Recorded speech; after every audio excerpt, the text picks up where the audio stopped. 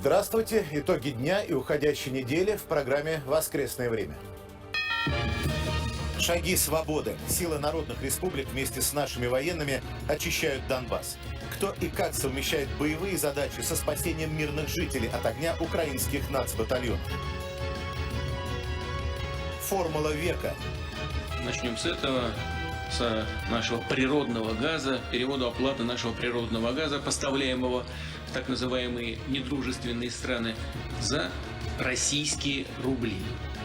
Новая реальность на газовом рынке и другие антисанкционные меры, которые уже обрели силу закона. Наука и смерть. Следы секретных военных биопрограмм, развернутых на Украине, привели в семью американского президента. Вещественные доказательства или тайна вкладов Байдена-младшего. Прогноз провокаций на завтра. С чего Запад снова заговорил про химатаки со стороны России? И хотят ли русские войны, ядерной? Что вышло из стремления Америки к ударам маленьким и победоносным? Пранк осмысленный и беспощадный. Англичанка гадит. Англичанка гадит. Чего на самом деле стоит англосаксонская элита и сам мировой порядок с такими лицами? По полной программе фигурное катание. Кубок Первого канала по составу команд и сложности прыжков дал фору первенству планеты. Тот самый случай, когда импорт замещать не нужно. Все лучше и так здесь. Новые сообщения, поступившие на ленты этим вечером об обстрелах территории ДНР с украинских позиций. Более 100 боеприпасов за нынешний день выпущены из орудий, минометов и установок «Град». 7 военнослужащих республики погибли и 19 ранены за минувшие сутки. В ЛНР, территория которой освобождена от националистов почти полностью, их предстоит выбить из города Рубежное. Там люди под постоянным артиллерийским огнем ВСУ и нацбатов. Амир Юсупов видел, кто и как спасает.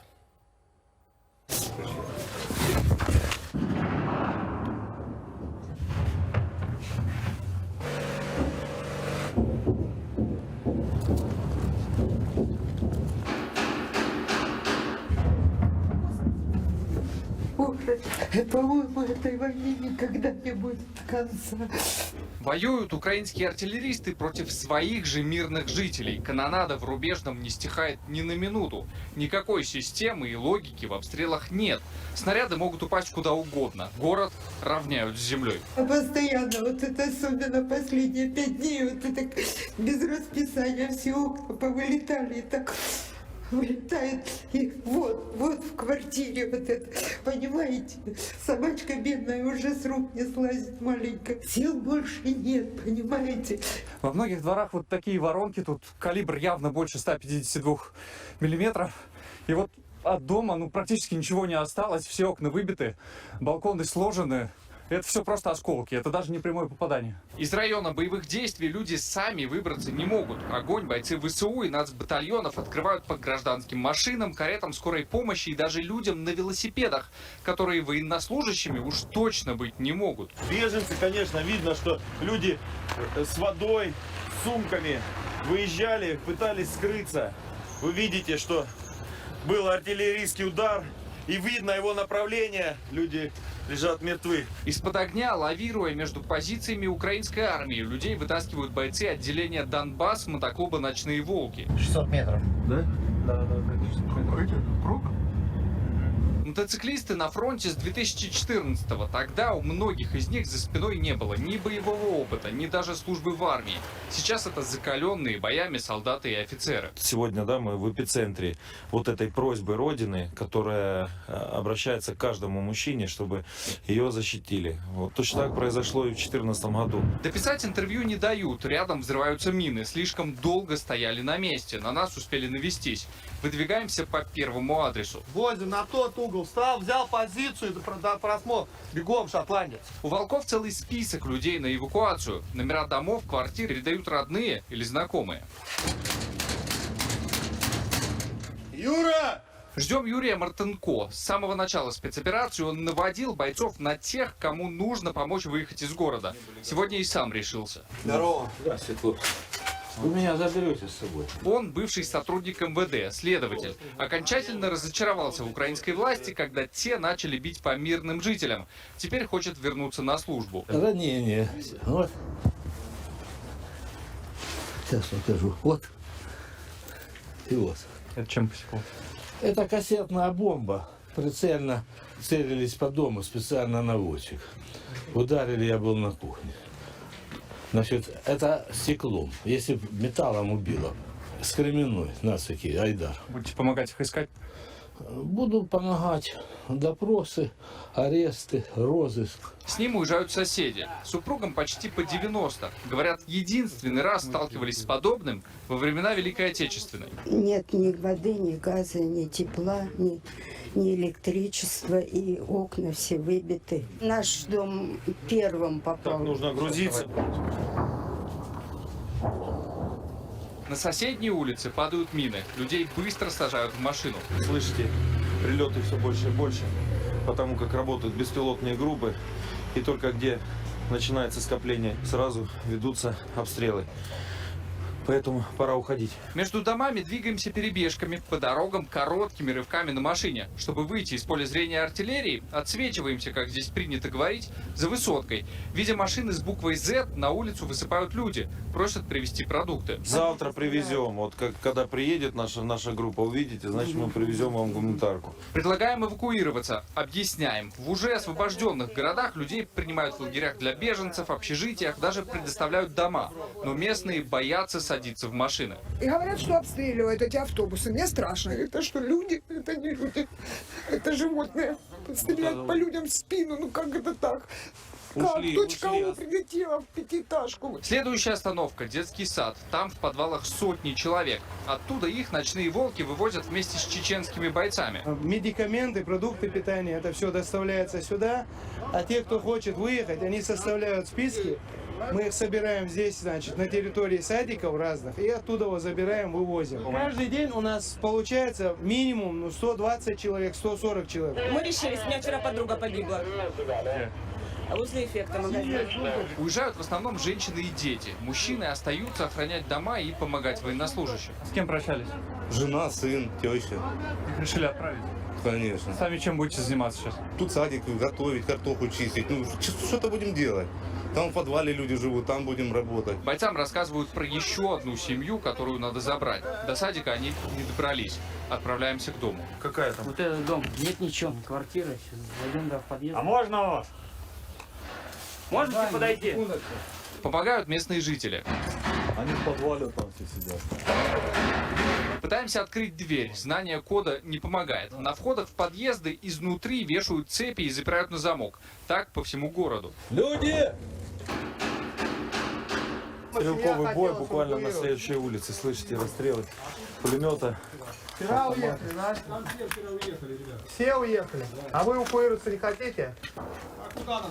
Я понял. Когда закончится, на работу выходить надо. Я понял. Выходим. Где работаете? МЧС. Из подвала соседнего дома людей еще не эвакуировали. Не хочется бросать. Всех заберем. Город. Всех заберем, не переживай. Сейчас подожди. Не хочется уезжать со своего города. Да. Я его люблю. Там Ты его любишь? мои игрушки дома. Я не могу свои игрушки все забрать. У меня мало пакетиков, всего рюкзаков мало. Держи, жвачка. Спасибо. Пожалуйста. Катя Ковалева большую часть игрушек оставила. Взяла только самые любимые. Просто я с ними все детство провела, мои любимые. В подвале семья девочки и другие жители дома прожили целый месяц. Теперь собирают вещи. Твоя котка. Да. А как зовут?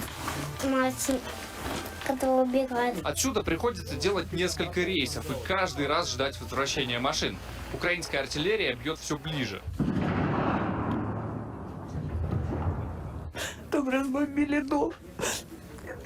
Пришли с того района, теперь тут в подвале. А ваш дом вообще в другом месте, да, вы в этом? Снаряд упал за домом. Повезло. Людей просят быстрее загружать вещи в машины. Юля, собирайтесь, пожалуйста. Несколько человек доставляют в больницу. Еду дают нам, кормят нас, одежду дают нам. Солдаты помогают наши. Хорошо нам, очень сильно. Благодаря им мы тут только выживаем. Если бы не они, детям было бы уже все давно конец. Украина никогда нам ничем не помогла, ни куска хлеба. Когда они здесь были, они ни одного куска хлеба людям и детям, самое главное детям, не дали. Ну и отсюда есть кого эвакуировать. В подвале с десяток больных. Медсестра и та слегла с простудой из-за холода и влаги. Владимир Чепига просит забрать раненую мать. Пшенную кашу варили на кухне. И у нас улетело 2 снаряда. Я, в общем, очнулся. Мать лежит рядом со мной. Дырка вот тут в голове. На выход очередь. Чтобы вывести всех, подключаем и машину нашей съемочной группы. Машины уезжают под звуки канонады. С каждой минутой она усиливается.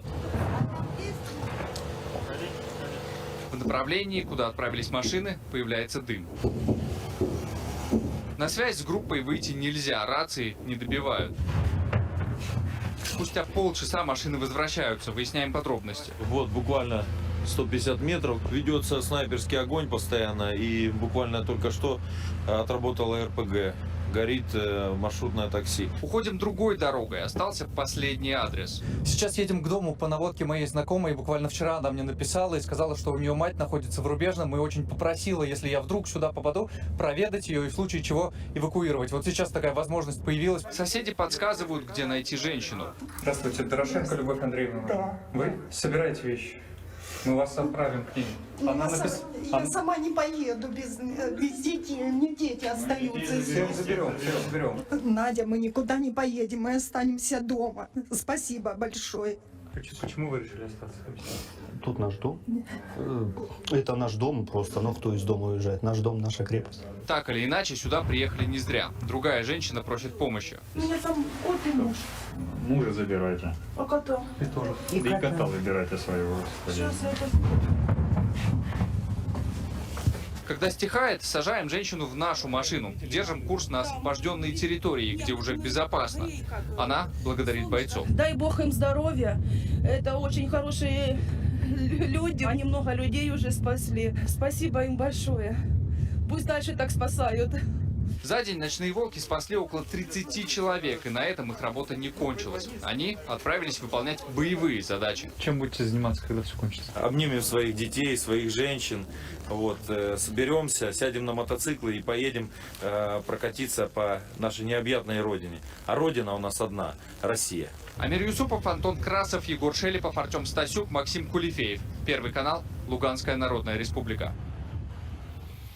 Мариуполь, там еще ведутся бои, но большая часть города освобождена. Левобережный район полностью, туда уже доставляют гуманитарную помощь, начали работать отделения МВД ДНР, появилась мобильная связь. Оставшиеся группы боевиков выбивают с занятых позиций, стараясь, чтобы мирные жители не пострадали. Сегодня в Донецкую республику эвакуирован 301 человек, среди них 54 ребенка. А за 3 недели спасены свыше 7 тысяч горожан. И те, кто вырвался оттуда, рассказывают, боевики Азова не только прикрывались ими, как живым щитом, не давая уйти, но и обстреливали мариупольцев. Вот они, посмотрите, вот они все, без ничего. Вот так в эти просто заматывали, хоронили. Рабов нету. Кто обстреливает? Укропы мы их называем. А они на нас сепары говорят. Старый, малой им по барабану. Сказали, мы вас всех тут потравим. У нас тут много таких кладбищ, по аллейке там. Сквозное как-то через руку, и все в гипсах, и под коленом, там нога, спина, в общем, много всего. Мы до этого были в квартире, потом ушли в подвал. С подвала вышли, хотели домой пойти, и снаряд. Азов хотит, чтобы как можно больше мирных жителей осталось здесь. Мы были как живая мишень. Да. И нас просто не выпускали, нас уничтожали. И новые кадры от Минобороны. Удар высокоточным оружием по артиллерийским позициям ВСУ. С беспилотников обнаружены замаскированные самоходные гаубицы «Пион», сама установка и боекомплекты. Затем следует удар, цель поражена. Экипажи российских штурмовиков Су-25 уничтожили ночью склады с боеприпасами ВСУ. Также в Минобороны подтвердили удар по объектам военной инфраструктуры во Львове. Высокоточным оружием разрушен радиоремонтный завод, где модернизировали комплексы ПВО. Жертв нет. Крылатыми ракетами «Калибр» поражена и крупная нефтебаза, снабжавшая украинские войска. Еще больше информации у Павла Пчелкина. Первый, 300, 30, 3. Реактивная артиллерия ЛНР бьет по тем, кто держал в страхе население республики, убивал женщин, стариков и детей в их домах и грозил отправить в фильтрационные лагеря тех жителей Донбасса, кто останется в живых. Уже месяц возмездия нацистам за 8 лет геноцида. Когда я попадал под обстрелы уже в своем городе, в общем, как-то это меня перевернуло все. Я понял, что в стране осталось нельзя. Григорий вступил в ополчение после того, как в 2014 году в его родном Красном Луче украинская артиллерия накрыла жилые кварталы. Очень хотелось ответить по полной. Вот и освоил в совершенстве реактивную артустановку. И благодаря помощи российских военных теперь очищает свою землю от нелюдей. Спецоперация упредила массированное нападение Киева на Донбасс. Это следует из захваченных шифрограмм командующего Нацгвардии Украины. Особо хочу обратить ваше внимание. Все мероприятия боевого слаживания националистов предписано завершить 28 февраля этого года, чтобы в марте 2022 года приступить к выполнению боевых задач в составе украинской операции Объединенных сил на Донбассе. В приказе подробно прописан план подготовки одной из ударных группировок Нацгвардии Украины к атаке. Документ адресован начальникам Северного Киевского, Южно-Одесского и Западного территориальных направлений. Подписан командующим Нацгвардии генерал-полковником Баланом 22 января. Здесь, в Донбассе, Киев сосредоточил 120-тысячную группировку, которая сейчас медленно, но верно загоняется в огненный котел. Едва стихли залпы артподготовки под Лисичанском, в дело вступают танкисты. Командир танкового батальона с позывным «Бритва», кадровый военный в отставке. Люди настроены пройти до конца, освободить землю, и чтобы наши дети и правнуки жили уже в новой республике, в новой стране, без войны. Сегодня наша авиация контролирует украинское небо практически полностью. Это позволяет не только обеспечивать гарантированное уничтожение наземных целей, но и с помощью десанта захватывать стратегические объекты. Взятие аэродрома Антонов в Гостомеле под Киевом войдет в учебники военного искусства. Олег – командир легендарного «Крокодила», вертолета Ми-24, прикрывавшего высадку десанта. 20 вертолетами захватили стратегический аэродром под Киевом. Это говорит о том, что действительно работали мы профессионально, качественно и выполнили задачу. У ударного вертолета огромная огневая мощь, серьезный запас прочности, но главное за штурвалом суперпрофессионал, у которого за плечами около 400 боевых вылетов на Северном Кавказе и в Сирии, и вот теперь Украина. Как в замедленном кино, я просто видел, что плавно идет на меня ракета. Я плавно наклонил вертолет влево, убедился, что она реагирует, идет на меня. И в крайний момент, где-то за метров 100 до моего подлета, я переложил резко крен вправо, сорвал атаку, ракета ушла ниже, но на развороте я услышал хлопок под хвостовой балкой и понял, что получил все-таки повреждение. Техника не подвела. Выполнив задачу, машина вернулась на базу с 11 пробоинами. После ремонта уже снова в строю. А это кадры атаки вертолетов К-52 на командный пункт ВСУ. Высокоточные ракеты «Вихрь» запущены с расстояния больше 7 километров без входа в зону действия ПВО противника. Все цели уничтожены. Все чаще украинские военные решают сложить оружие. Вот эти кадры. Видно, что относятся к пленным без унижения их человеческого достоинства, если короче по-русски. Можно заметить, у каждого в руках стандартный армейский сухой паёк. Среди пленных немало раненых. Им наши медики оказывают помощь. Это под Киевом в Николаеве. После короткого боя нашим войскам сдался весь личный состав заглубленного командного пункта Вооруженных сил Украины «Легенда». Здесь находится, например, кабинет начальника Генштаба Украины, который воспользоваться им не успел. Естественно, здесь аппаратура и документы, в которых ценнейшие военные сведения. Подразделение элитное подчинено Генштабу. Более 60 военных ВСУ решили еще пожить. Мы бросили в коридор автоматы, ножи, штык-ножи. Вышли, нас приняли. Ребята, россияне, вели себя очень достойно. Они были с нами вежливы. Они нам дали воды, они нам дали возможность совершить свои гигиенические потребности, покормили, поделились с нами едой. За месяц наши военные вместе с подразделениями народных республик практически выполнили задачи первого этапа специальной операции на Украине. Ее главная цель – обеспечить безопасность Донбасса, а без демилитаризации Украины это было бы невозможно. В результате российскими войсками заблокированы Киев, Харьков, Чернигов, Сумы и Николаев. Под полным контролем находятся Херсонская и большая часть Запорожской области.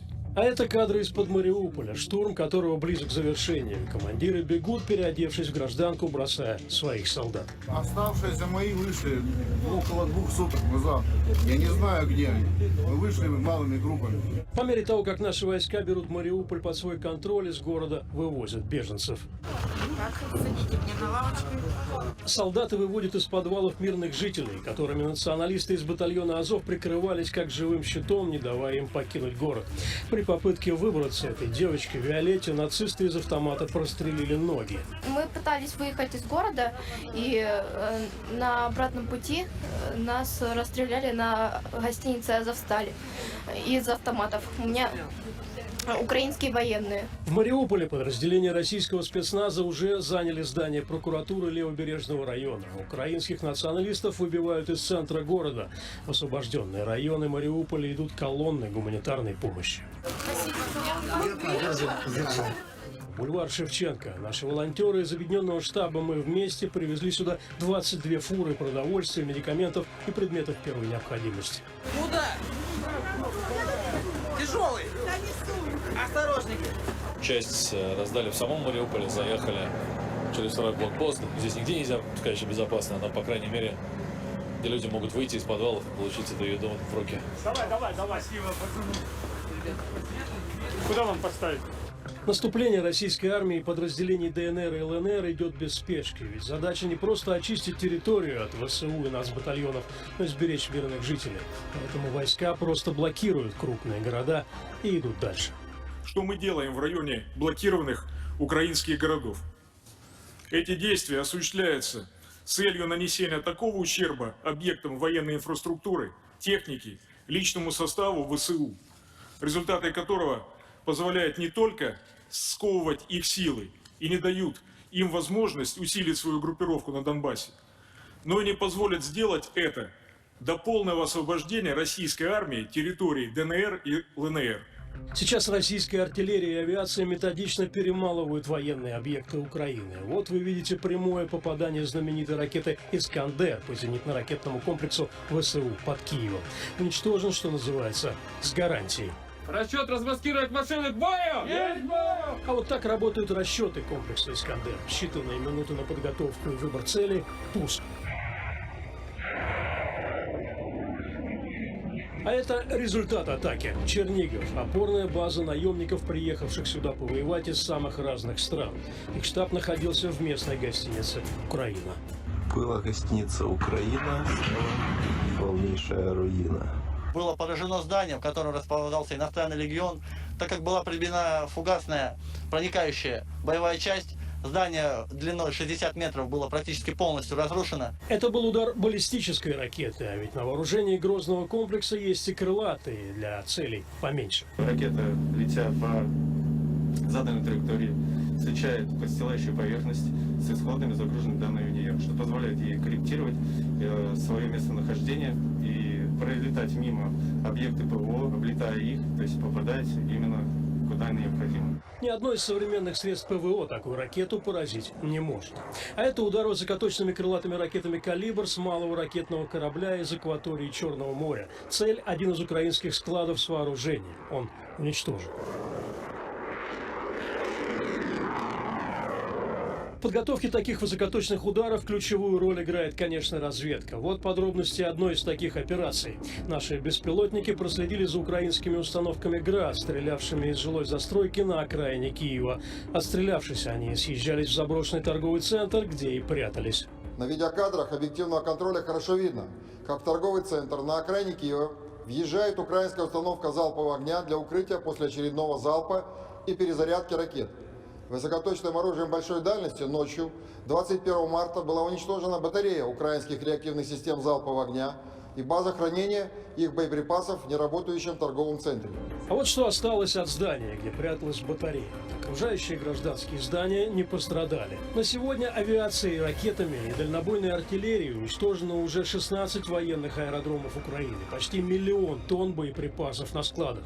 Из почти 2500 числившихся за Украиной танков подбиты или уничтожены 1500.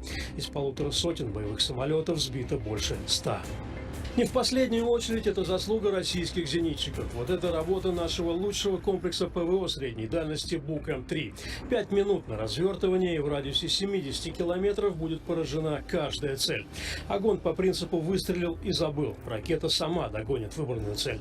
Вот расчет сбивает украинский Су-25. А это удар Бука М3 по беспилотнику, от которого в итоге остается лишь дымное облачко. На счету этого дивизиона уже 20 сбитых целей. По мере того, как идет продвижение наших войск вглубь Украины, саперы приступают к обезвреживанию огромных площадей, превращенных в ВСУ в минные поля. Это кадры работы саперной техники в Херсонской области. Инженерные войска здесь обезвредили уже 12 тысяч мин и фугасов на границе с Крымом. Работы у российских военных еще много, так что и награды прилетают к ним почти на поле боя. Командующий Восточным военным округом генерал-полковник Чайко прилетел сюда, чтобы лично вручить ордена и медали. Служу России. На полевой форме и бронежилетах боевые ордена и медали, конечно, выглядят совсем не так, как на парадной форме. Такое дорогого стоит. Танкисты, мотострелки, артиллеристы, разведчики лишь на несколько дней вышли с передовой. Конечно, когда вокруг тишина, мысли только о доме. Выручают журналисты. У вас дела нормально все? Инесс, ползи. Ой, как ползи. Ой, молодец. Ползи, ползи. Дочь. Побрился даже. Уникальная и трогательная встреча. Отец, офицер командования, встретил сына, прибывшего получать орден мужества. Двигаясь со своей группой, в какой-то момент он обнаружил, что в темноте колонна вражеской техники оказалась в 20 метрах от него. Но я думаю, лучше я умру с честью, чем как трус. И пошел уточнять. Подхожу к их командиру роты, как потом выяснилось. А там стоит капитан. Я говорю, спрашиваю подразделение его. Он говорит, 14-я ОМБР, чтобы наверняка задаю вопрос, страна. Он на меня смотрит так удивленно, говорит, Украина. Ну, тут началось. Я открыл огонь, перекатился. Танку, который был мне придан, сказал, стреляй, это не наш. Взводу крикнул приготовить гранаты, огонь. Группа уничтожила противника, превосходившего ее по численности почти в 3 раза. Отец и сын. Встреча на коротке. Такая уж у них работа. Павел Пчелкин, Виталий Зайцев, Первый канал. Рискуя собой, выполнили боевые задачи, позволив развить наступление. Сейчас о новых подвигах наших военнослужащих, защищающих Донбасс. Ефрейтор-десантник Виталий Хисматуллин не дал застопориться продвижению нашей колонны, когда по ней националисты открыли огонь из замаскированной боевой машины. Виталий подобрался к ней и уничтожил выстрелом из ручного гранатомета. Противник понес потери в живой силе, у нас все в строю. Группа капитана Ивана Бухарова при разминировании местности приняла бой с превосходящими силами противника. Продвинуться им не дали, а с подходом подкрепления откинули. А старший лейтенант Владимир Шапхаев оперативно наладил связь со штабом, когда националисты атаковали одну из переправ. Координаты огневой поддержки были переданы вовремя. После артиллерийского удара с наших позиций враг был уничтожен. Стойко и мужественно выполняют свой долг в ходе специальной военной операции по защите Донбасса и росгвардейцы. Сегодня у них профессиональный праздник. В федеральной службе, объединившие в себе лучшие традиции внутренних войск и спецназа, уже 6 лет.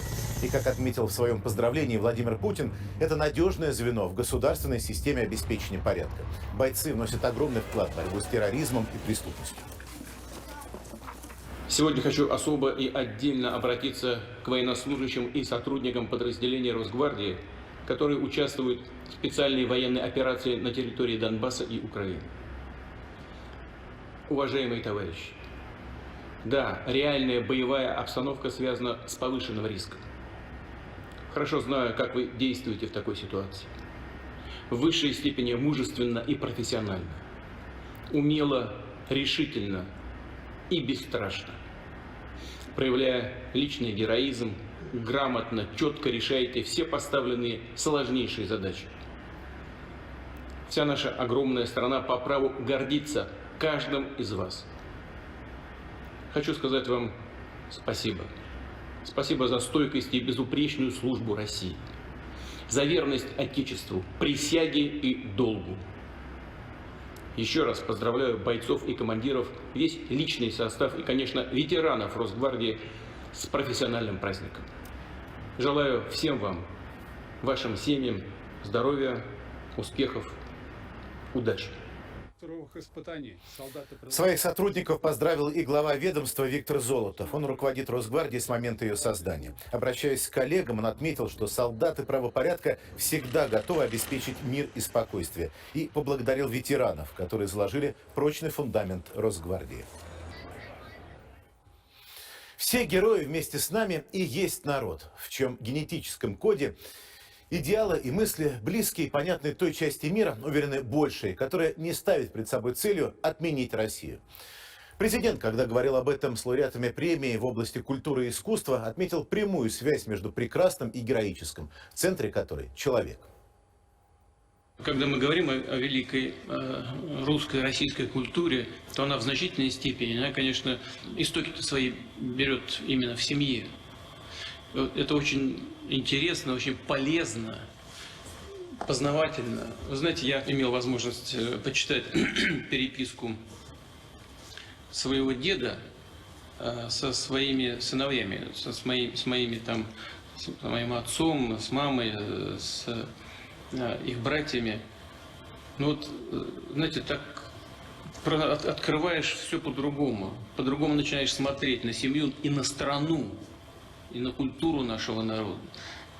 Он пишет с ошибками, но обращается к своим сыновьям на «вы». Они к нему тоже на «вы». Это я вот читал, и по содержанию, такое глубокое содержание, все это была переписка времен Великой Отечественной войны, и по содержанию так искренне, так глубоко, так откровенно. Вот, сразу начинаешь проникать в суть происходивших событий и понимать, как же вот эти события отражались на судьбах конкретных людей. Даже дело не в том, что они мои близкие родственники, а в принципе на стороне. Понимаешь сразу, в чем истоки победы советского народа в Великой Отечественной войне.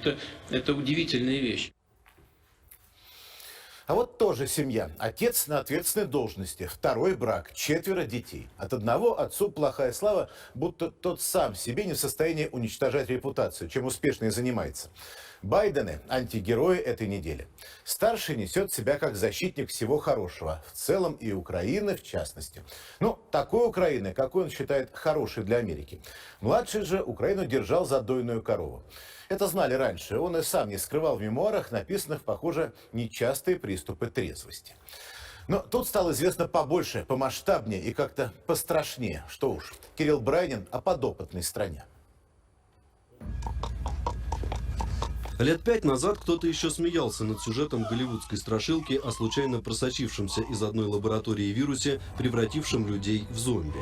Конечно, важнейшее из искусств склонно к преувеличению, но теперь мало кому придет в голову иронизировать, задаваясь вопросом, ну какой такой вирус может заставить весь мир, скажем, надеть маски, разорвать связи между странами, отгородившись друг от друга карантинной стеной. Ковид не сделал из людей зомби в киношном смысле, но разве ситуация не провоцировала в том числе и агрессию протестующих против ограничительных мер? На искусственном происхождении вируса настаивают, между тем, в основном в Соединенных Штатах, требуя от Китая провести расследование. В тех самых лабораториях, где работали в том числе и американские специалисты, лабораториях, существующих по всему миру в опасной близости от границ геополитических соперников Вашингтона. Ну а теперь представьте, что из такого медицинского учреждения вдруг концентрированно утекает какая-то зараза. Что это, если не оружие? Это оружие должно убивать, скажем так, продуктовую базу страны. Для страны это означает очень большой экономический ущерб. Очень большой.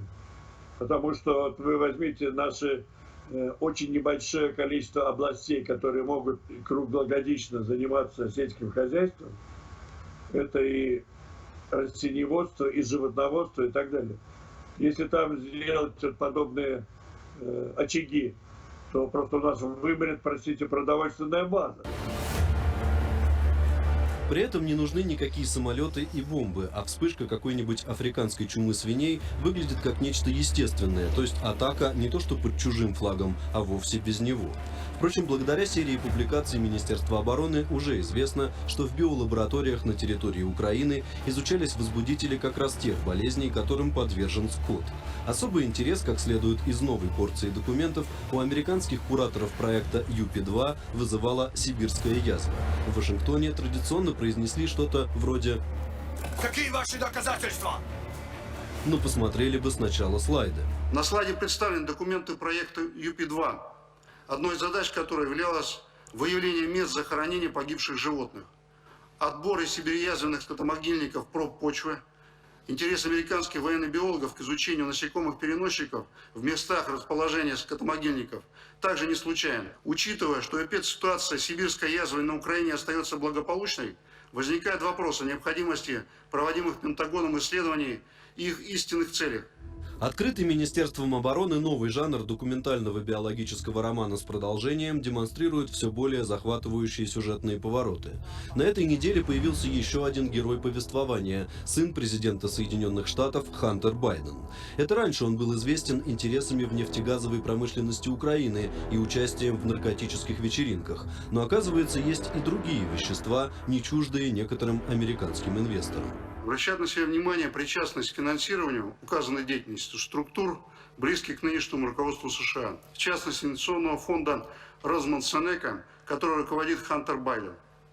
Фонд обладает значительными финансовыми ресурсами в объеме не менее 2,4 миллиарда долларов. При этом прослеживается тесная связь фонда с основными подрядчиками американского военного ведомства, включая Метабиота, которая наряду с Black & Veatch является основным поставщиком оборудования для биолабораторий Пентагона по всему миру. Подтверждение опасных связей президентского сына пришло откуда не ждали. Британская Daily Mail опубликовала электронную переписку младшего Байдена, где фигурирует та самая Метабиота. Издание утверждает, что в компанию в частности и в исследования на территории Украины вообще были вложены миллионы долларов.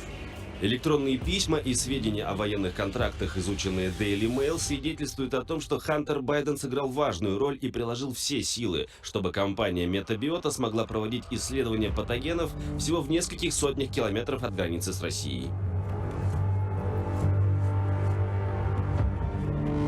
Тут важно не забывать о содержании предыдущих серий, в которых, опять же с документами в руках, Министерство обороны рассказывало и об изучении в украинских лабораториях возможности переноса опасных болезней от животных к человеку и о способах их распространения через насекомых и птиц. Среди таких заболеваний, например, бруцеллез, лептоспироз и чума. Список постоянно дополняется. В соответствии с проектом ЮПИ-8 во Львове, Харькове, Одессе и Киеве у 4000 военнослужащих были взяты образцы крови на антитела к хантавирусу, а у 400 на наличие антител к вирусу конго-крымской лихорадки.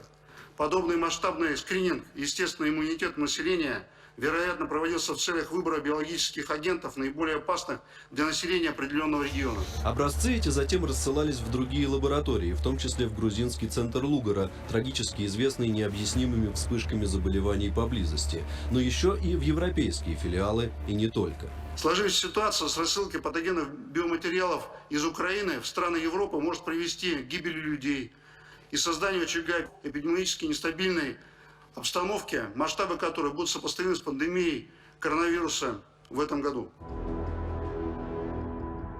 Живой интерес к таким выводам закономерно проявил Китай и, к слову, не впервые призвал американские власти наконец объясниться. Призываем США занять открытую, прозрачную и ответственную позицию, серьезно отнестись к озабоченности мирового сообщества, действительным образом выполнить свои обязательства по международным конвенциям, дать исчерпывающие объяснения по поводу осуществляемых ими внутри страны и за рубежом военных биологических программ и дать согласие на их многостороннюю проверку. Вашингтон хранит молчание по существу, не забывая, впрочем, устами чиновников Госдепа высказывать тревогу по поводу материалов исследований, которые не должны попасть в руки русских. Но уж поздно переживать, и не то чтобы у русских не хватало рук это все разгребать, но к расследованию уже подключились Следственный комитет и парламентская комиссия Госдумы и Совета Федерации. Результаты планируется представить в Организации Объединенных Наций. Штаб-квартира в тех самых Штатах, где рождаются сценарии про зомби-апокалипсис, и вместе с тем с некоторых пор запрещаются любые опасные биологические изыскания от греха подальше. То есть это может быть не такая по-голливудски захватывающая, но зато поучительная история о том, как без особого риска для себя угрозу всему миру создает одна токсичная страна. Кирилл Бранин, Ирина Близнюк и Андрей Маслихов, Первый канал. Влиятельная, как минимум в американских деловых кругах, газета Wall Street Journal поместила статью, автор которой Джеймс Фриман считает, что Джо Байдену лучше придерживаться подготовленных заявлений по таким темам, как, например, оружие массового поражения. И продолжает. Конкретно этот избранный чиновник явно не справляется с задачей. Не берусь давать оценок психическому здоровью или умственным способностям Байдена в сравнении с другими мировыми лидерами. Делает Фриман оговорку. Окей, пусть так, свобода слова. Но не голословных же обвинений. Например, в адрес Владимира Путина в готовности применить химоружие. Он знает, что из-за единства НАТО последствия будут серьезными, но это реально. Россия применит химическое оружие. Насколько высока эта угроза? Я думаю, что это реальная угроза. Мы ответим, если он применит его. Природа ответа будет зависеть от природы применения. Ставки пытается поднять генсек НАТО. Его действия или бездействие уже так разочаровали киевскую власть во главе с Зеленским, что тот не одну неделю открыто твердит: «Мы все поняли, в альянс нас не возьмут, вы боитесь России». Йенс Столтенберг, по сути, это подтверждает, сказав после разговора с Байденом в Брюсселе, там на днях был натовский саммит, блок не будет посылать войска на Украину, так как это приведет к полномасштабному конфликту с Россией. Это хорошо, горячее развитие событий не нужно никому. Но одно дело открытый ввод войск, и совсем другое – химпровокация, под которую потом можно подвести что угодно. Любое применение химического оружия коренным образом изменит характер конфликта. Это будет вопиющим нарушением международного права и будет иметь широкомасштабные и тяжелые последствия. Также существует риск распространения химических агентов на территорию стран НАТО. Я не буду спекулировать, но факт то, что НАТО всегда готово защищать и реагировать на любую атаку на страну НАТО. Отвлечемся на время от оружия массового поражения. В Совет Безопасности ООН Россия внесла гуманитарную резолюцию, поддержал которую, правда, лишь Китай. Что мы предлагали? Прекращение огня на Украине, быстрая, безопасная и беспрепятственная эвакуация всех, кто пожелает. Неразмещение военной техники в жилых районах, равный доступ к помощи для каждого, кто в ней нуждается. Справедливости ради уточню, против российской резолюции в Совбезе все же не голосовали, воздержались, хотя это дело не меняет. Потом США и Албания внесли свой проект с прямым осуждением действий России. Китай при этом голосовании воздержался, как и Индия. Коллективный Запад тут же объявил это своей победой, мол, даже традиционные союзники отвернулись от Москвы. Повторюсь, у каждой страны свои мотивы для тех или иных решений. Так работает дипломатия, а не по принципу «кто не с нами, тот против нас». Агрессивному и все более кровавому.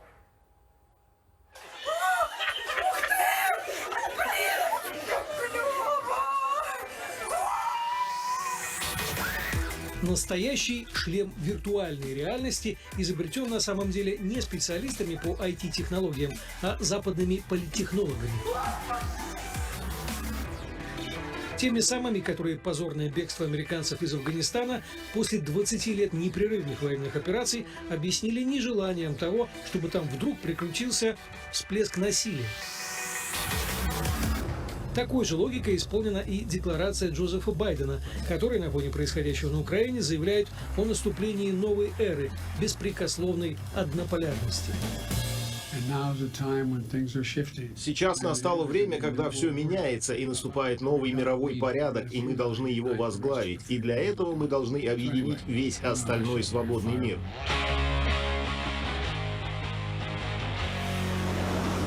Будто бы в предыдущие 30 лет американцы его не возглавляли.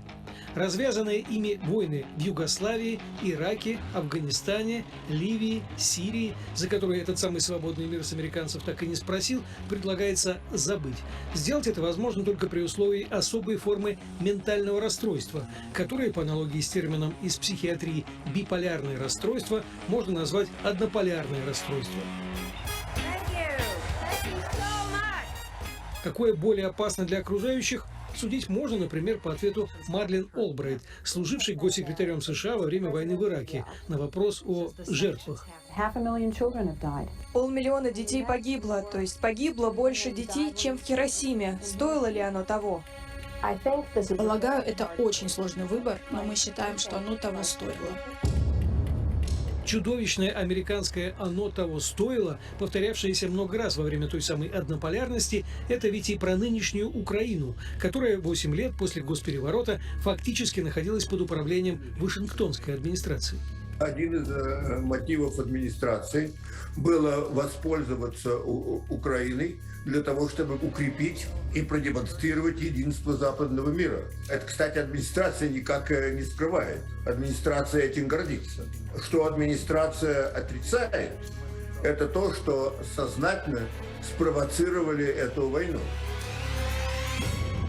Москва призывала к тому, чтобы ей были даны гарантии безопасности.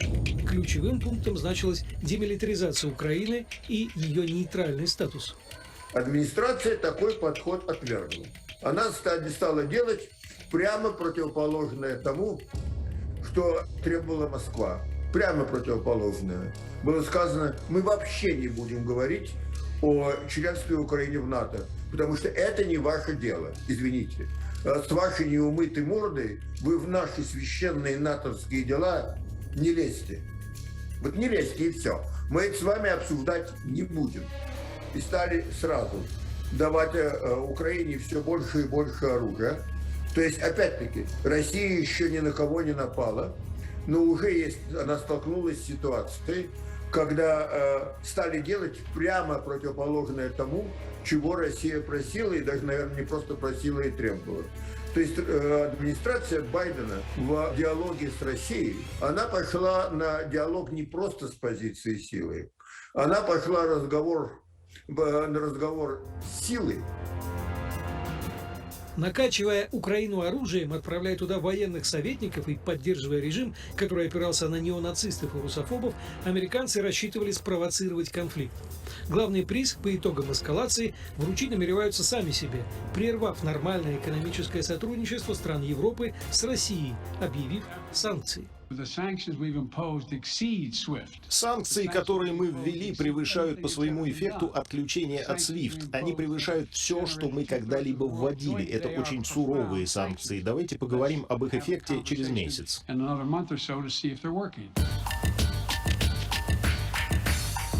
Эффект он огласил, как обещал.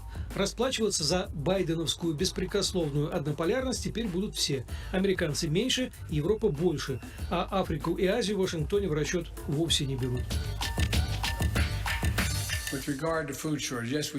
По поводу нехватки продовольствия, да, мы обсуждали нехватку продовольствия, и это нас всех реально ждет. Цену за эти санкции придется платить не только России, но и еще куче других стран, включая Европу и нас.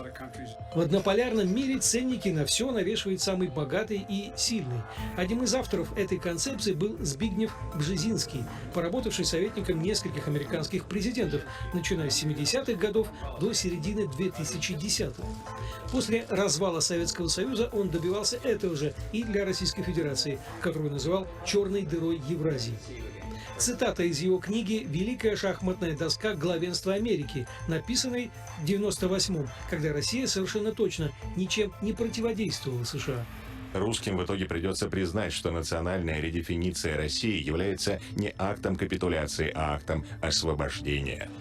Термин «редефиниция» следует понимать как переопределение, переучреждение. То есть предлагалось упразднить Россию и зажить в том, что от нее останется. Бжезинского напрямую спросили: «Так вы предлагаете разделить Россию на части?» Ответил он так: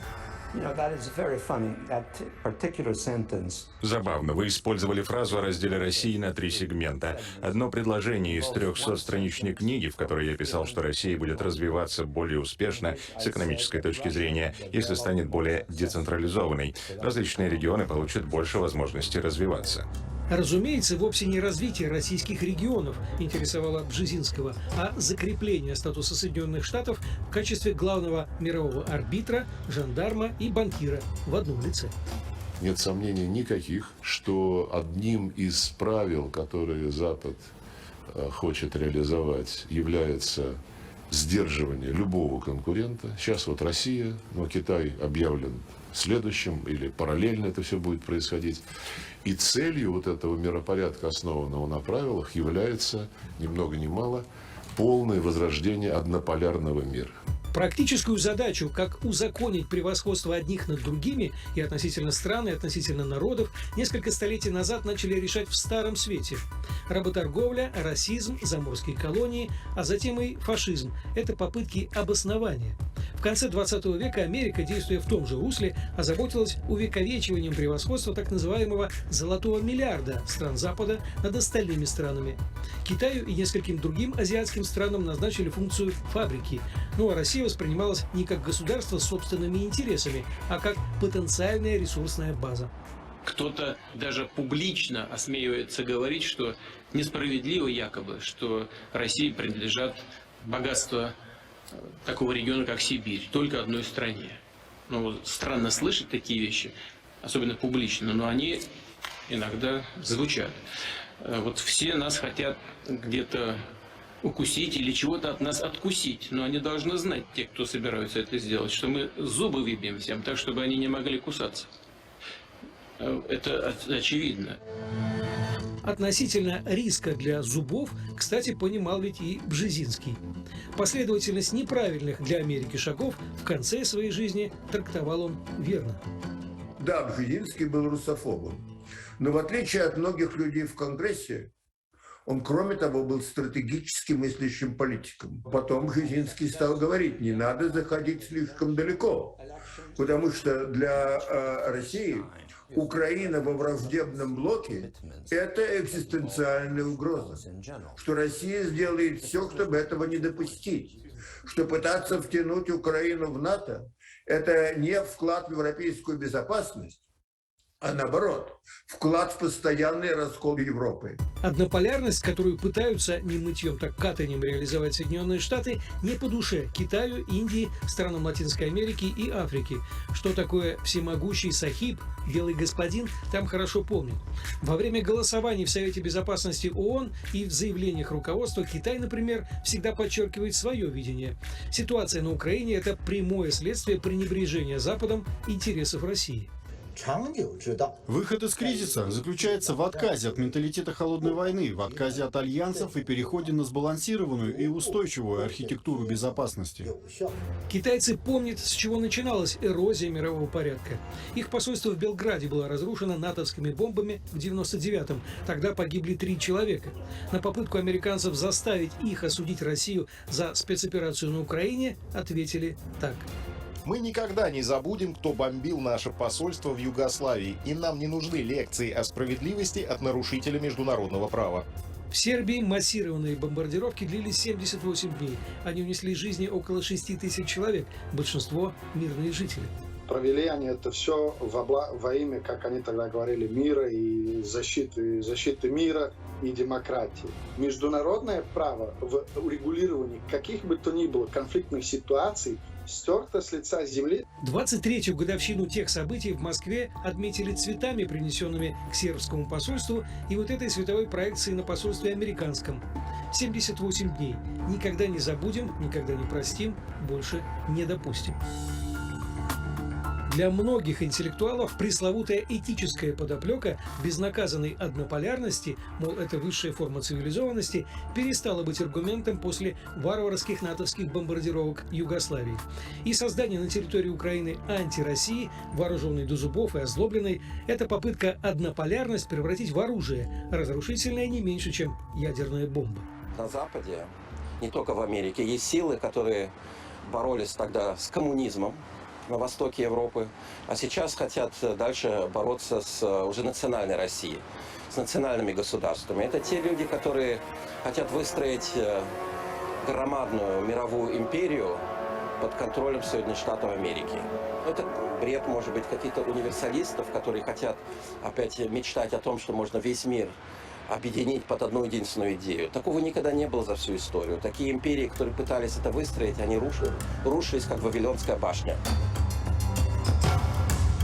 Я думаю, однополярный мир, в принципе, обречен. Я думаю, что столкновение вокруг Украины, что оно показывает первое реальное противостояние однополярному миру. Я не берусь предсказывать, как закончится этот данный эпизод, но я уверен, что я знаю, как закончится эта глава. Глава закончится тем, что однополярный мир поддержать на долгосрочной перспективе не удастся. Если пройдет какое-то время и окажется, что российская операция на Украине была успешной, то тогда, естественно, и начнутся серьезные разговоры о том, как строить новый мир. Но вот именно сейчас мир продолжает балансировать на грани смертельного риска. Психическая накачка нынешнего украинского режима проводится на высшем уровне. Стоит оценить слова польского президента-русофоба Анджея Дуды, который, опровергая заявление натовцев об отсутствии шансов на вступление Украины в военный блок, говорит следующее. Мы должны поддерживать наших союзников, которые не являются членами НАТО, не являются пока что. Байден, в свою очередь, тоже делает признание, которое с парадической деменцией не объяснишь. Обращаясь к американским солдатам, находящимся в Польше, он признает следующее. До начала спецоперации России США обучали нацбаты и ВСУ воевать. Украинцы очень сильные люди, люди мужественные, и я говорю не только о военных, которых мы тренировали с того момента, как русские вошли на юго-запад Украины. И сообщает своим солдатам примерно следующее. Стоит ожидать, что снова отправитесь на Украину. И вы сами увидите, когда будете там. А некоторые из вас уже побывали там. Вы увидите. У Байдена был шанс посмотреть на ситуацию лично. Его пригласил в Киев Зеленский. Приглашение не было принято. Вместо этого американский президент отправился в более безопасное место, в солдатскую столовую, где попросил принести бобов. Ему подали пиццу. Пока жевал, Пентагон принялся срочно опровергать сказанное Байденом, сообщив, что посылать американских военнослужащих на Украину по-прежнему не планирует, поскольку, как и прежде, хочет избежать столкновения, чреватого Третьей мировой войной, у которой были бы все шансы превратиться в войну ядерную. Юрий Липатов, Наталья Литовка, Арсений Байбулов, Первый канал. Между тем, на Западе и политики, и средства массовой информации все чаще рассуждают о возможности небольшого или военным языком тактического ядерного удара. Нанести его первой, само собой разумеется, для авторов сценария должна Россия. Хотя именно в американской доктрине прописаны превентивные, то есть упреждающие ядерные удары, а наша страна объявлена противником. И это, напомню, Соединенные Штаты первыми и единственными в мире сбросили атомную бомбу, даже две, на Японию, уже когда ее поражение во Второй мировой войне было предрешено. Так что ядерный сценарий не только безответственно, но и реально настораживает. Любители маленьких победоносных войн упускают главное. То, каким ужасом, а главное для всех может все закончиться. Выживших не будет. Когда 4 года назад на большой пресс-конференции я задал Владимиру Путину вопрос своего сына, многие в зале заулыбались. Страшна ли в наше время ядерная война? Ведь только старшее поколение по обе стороны океана помнит и уроки выживания, у нас они назывались НВП, начальная военная подготовка, и учебные еще черно-белые фильмы о том, как спастись от ядерного удара. Тогда, в 2018-м, это воспринималось как нечто из древнего прошлого. Улыбались даже маститые коллеги, а реакция в мире на действия США, планомерно выходивших из всех договоров о ядерном сдерживании, у многих была легкомысленной. Как вы, президент, можете успокоить и моего маленького сына, который так же, как и я, теперь боится ядерной войны, какими действиями, словами? Вы знаете, я думаю, что вы правы. Вот я сейчас подумал, как-то это все опасность подобного развития событий в мире, она как-то затушевывается, уходит. Существует тенденция понижения порога применения. То есть есть идея создать ядерные заряды малой мощности. И это уже не глобальное такое, прям тактическое применение. Вторая – применение баллистических ракет в неядерном исполнении. Ну, из Мирового океана стрельнула подводная лодка баллистической ракеты. Да хрен ее знает, она в ядерном, она или не в ядерном. Пойди там разберись. А между тем, если, не дай бог, что-то подобное возникнет, это может привести к гибели всей цивилизации, а может быть и планеты. На сегодняшний день в мире примерно 12 700 боеголовок. Насколько это много, легко убедиться по этой картинке компьютерного моделирования возможного ядерного столкновения НАТО и России. Эта модель появилась в США еще 3 года назад, в разгар пандемии, в 2019. В принципе, все понятно. Схематичное изображение границ государств, самолеты, несущие ядерные заряды, и белые круги, постепенно покрывающие карту зоны ядерного поражения. Затем в дело вступают ракеты. Смоделированная ситуация даже дает шанс Соединенным Штатам пожить лишние 45 минут, пока страны НАТО в Европе и Россия обмениваются ударами. Дальше США в любом случае превращается в одно белое сплошное пятно поражения, как, собственно, и вся Европа. Самое страшное в этой истории то, что за последние 2 года разговоры о применении тактических небольших ядерных зарядов в США только усилились. Не так давно, в октябре 2021 появилась информация о том, что уже 2 подводные лодки США, Теннесси и Аляска, оснащены ракетами с ядерными боеголовками малой мощности, измеряемых не в мегатоннах, то есть в миллионах тонн тротилового эквивалента, а в 1-2 килотонны. При этом исчезает порог боязни применения ядерного оружия. Возникает иллюзия, что да, вот мы точечно применили ядерное оружие, вот небольшой квадратик, в этом квадратике, да, есть вредные последствия, но это мелочи. Радиоактивную, как они считают, мелочь Соединенные Штаты уже применяли в 91-м в Ираке и в 99-м в Югославии, используя боеприпасы с объединенным ураном. И даже то, что это были не классические ядерные заряды, а лишь урановые наконечники для разрушения бетонных укреплений, последствия их применения в Сербии отмечают до сих пор. Очень большое количество онкологических заболеваний, автоиммунных заболеваний, патологических беременностей. Ну, например, если 19 тысяч больных было, например, в 99 году, то теперь 40 тысяч. А что летальности касается онкологических заболеваний, вы увидите, что в самом верхе в Европе это страны Балкана.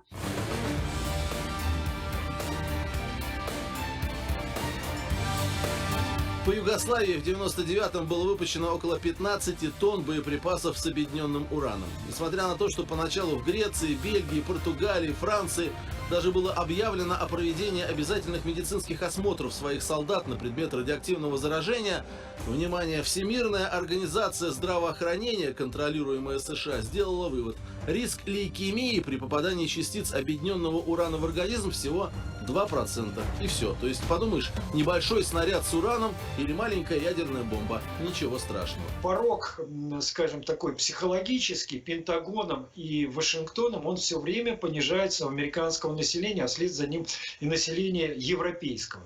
Поэтому мы не видим сейчас демонстраций таких, когда вот в 70-е годы, когда в Европе размещали ракеты средней и меньшей дальности с ядерными боеголовками, там выходили десятки, сотни тысяч на улицу одновременно.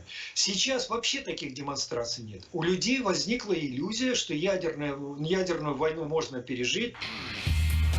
Нельзя, к сожалению. Хотя американское издание New York Times на днях напечатало статью под заголовком «Бомбы меньшего размера, которые могли бы превратить Украину в зону ядерной войны», которая описывает небольшое ядерное столкновение с Россией. То, что небольшого не получится, никто даже и не задумывается. Тем, кто никогда не посещал занятия по гражданской обороне, ликбез от военного эксперта о том, что происходит в первые секунды после одного единственного ядерного взрыва. А при глобальном конфликте, который обязательно перерастет из локального, их будут тысячи. И можно ли при этом спастись? Если происходит ядерный взрыв, то сразу же образуется световое излучение и электромагнитное излучение. Скорость 300 тысяч километров в секунду. Это практически мгновенное поражение всего, что находится на поверхности. Подорванный на высоте 500 метров над центром города один единственный ядерный заряд в 800 килотонн, не самый мощный из существующего арсенала, но один из самых распространенных, мгновенно создает огненный шар с радиусом в 800 метров, внутри которого не остается в буквальном смысле ничего. Температура там 300 тысяч градусов Цельсия. Это в 300 раз больше температуры крематория. Через долю секунды в радиусе 2 километров будут разрушены все дома. В этой зоне поражения погибнет 98% всего живого. Для города с населением 4 миллиона это 120 тысяч человек. В радиусе 11 километров из-за светового излучения те, кто окажется на открытой поверхности, получат несовместимые с жизнью ожоги. Одежда не спасет, несмотря на уверения некоторых экспертов о том, что светлое якобы лучше отражает излучение. При такой интенсивности ничто ничего не успевает отражать. Вслед за световой волной приходят ударные. Под обломками зданий и от пожаров в радиусе 11 километров от эпицентра погибнут еще 500 тысяч. Но еще нам не надо забывать о проникающей радиации, которая также со скоростью 300 тысяч километров в час, она уничтожает все живое. Помните взрыв на складе селитры в порту Бейрута? Он был не ядерным. Его эквивалент всего около килотонны. То есть, по мнению американских военных, взрыв небольшой. Причем взрыв селитры и ядерная реакция – два совершенно разных процесса. В Бейруте не было никакого светового и уж тем более ионизирующего излучения, только ударная волна. Для справки, этот взрыв и его последствия всего лишь 1/10 взрыва бомбы, сброшенной американцами на Хиросиму в 1945 году. При этом все та же Нью-Йорк Таймс пишет, что ядерную войну первыми начнут русские. Аналитики отмечают, что российские войска уже давно практикуют переход от обычной войны к ядерной, особенно как способ одержать верх после потерь на поле боя. Вот так в наглую, с ног на голову переворачивается история. То есть это наша страна, оказывается, практиковала ядерную войну, а вовсе не Соединенные Штаты первыми и единственными в мире, кто вообще сбросил атомные бомбы на мирное население Хиросимы и Нагасаки. Это не укладывается в голове, но аудитория, годами воспитанная на комиксах и американских киногероях, глотает любую, даже самую откровенную ложь. Это началось не вчера. Как известно, мы хорошо знаем об этом. В Голливуде, например, раз за разом выходили фильмы, в которых единственным победителем нацизма назывались Соединенные Штаты. А в Японии, например, в День памяти о жертвах атомной бомбардировки Хиросимы и Нагасаки, или стыдливо молчат о том, кто же сбросил бомбы на их города, или пишут совсем уже очевидную чушь, мол, это сделали некие абстрактные союзники. В учебниках прямо об этом пишут. А о том, что именно США устроили на исходе Второй мировой войны такую страшную и ничем не оправданную бойню, просто не говорят. При этом со времен президента Трумана, то есть с тех самых атомных бомбардировок американцами японских городов, военная доктрина США строится на принципе превентивности, то есть возможности нанесения первого ядерного удара по противнику. Ужас еще и в том, что сейчас все информационное поле зачищено от всего российского. Интернет, кабельное телевидение, эфир. Говоря иначе, делай, что хочешь. Этим, кстати, бывший посол США в России, бывший замгоссекретаря, а ныне директор ЦРУ Уильям Бернс гордится особо. За все то время, что я был дипломатом, мы проиграли 2 информационные войны русским. Теперь же у нас есть шанс сломать их тактику и представить всему миру неспровоцированную агрессию Путина, построенную на лжи и фейках.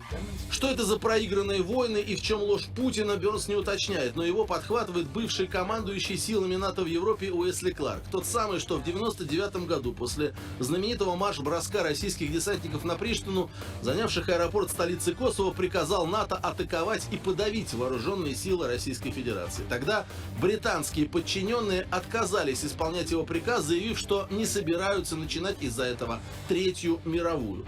Судя по высказыванию Кларка, сейчас он решил сделать еще одну попытку, при этом тоже утверждая, что ядерную войну начнет не НАТО, а Путин. Если он действительно хочет сдержать НАТО, если он верит, что может разрушить НАТО, он может применить тактическое ядерное оружие. Где он его применит? Возможно, не на Украине, а где-нибудь в людном месте в Польше.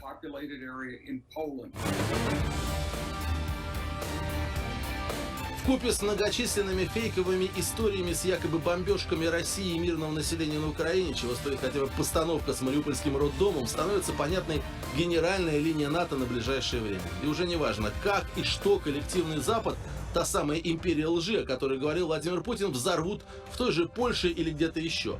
Обвинят во всем все равно Россию. Страшно то, что они, похоже, действительно не понимают. Такое обвинение мало кто успеет увидеть. Зрителей и читателей в интернете не останется, как и победивших. Совсем. И редким оставшимся в живых будет все равно, кто на самом деле нанес первый ядерный удар. Антон Верницкий, Елена Штокол, Андрей Маслихов, Первый канал. Но есть и хорошая новость. В случае с Байденом все нужно делить на два. Смотрите, сначала он о санкциях. Они не сдерживают Россию. Потом он же, что санкции можно и должно добавить. Затем он же, первый после долгой паузы день торгов взорвет московскую биржу. Взрывным оказался разве что рост, как оценили эксперты итоги сессии. И, наконец, курс рубля по Байдену. В результате этих небывалых санкций рубль практически полностью уничтожен, и сейчас $1 стоит 200 рублей. Российская экономика раскололась. Сила порождает право. Никогда такого не было, и вот опять. Исторический максимум, зафиксированный Центробанком России, 120 рублей 38 копеек. На завтра ЦБ установил курс 95,66. Ну, спишем на усталость. Байден летает по Европе, саммиты НАТО, Евросоюза. И Польша. Варшава. Европейская столица русофобии. 45 наших дипломатов, 2/3, даже больше, выслали поляки. Хоть бери вообще посольство закрывай. Зато американского президента приняли во дворе замка польских королей. Ждали послания свободному миру. Получилось, как всегда.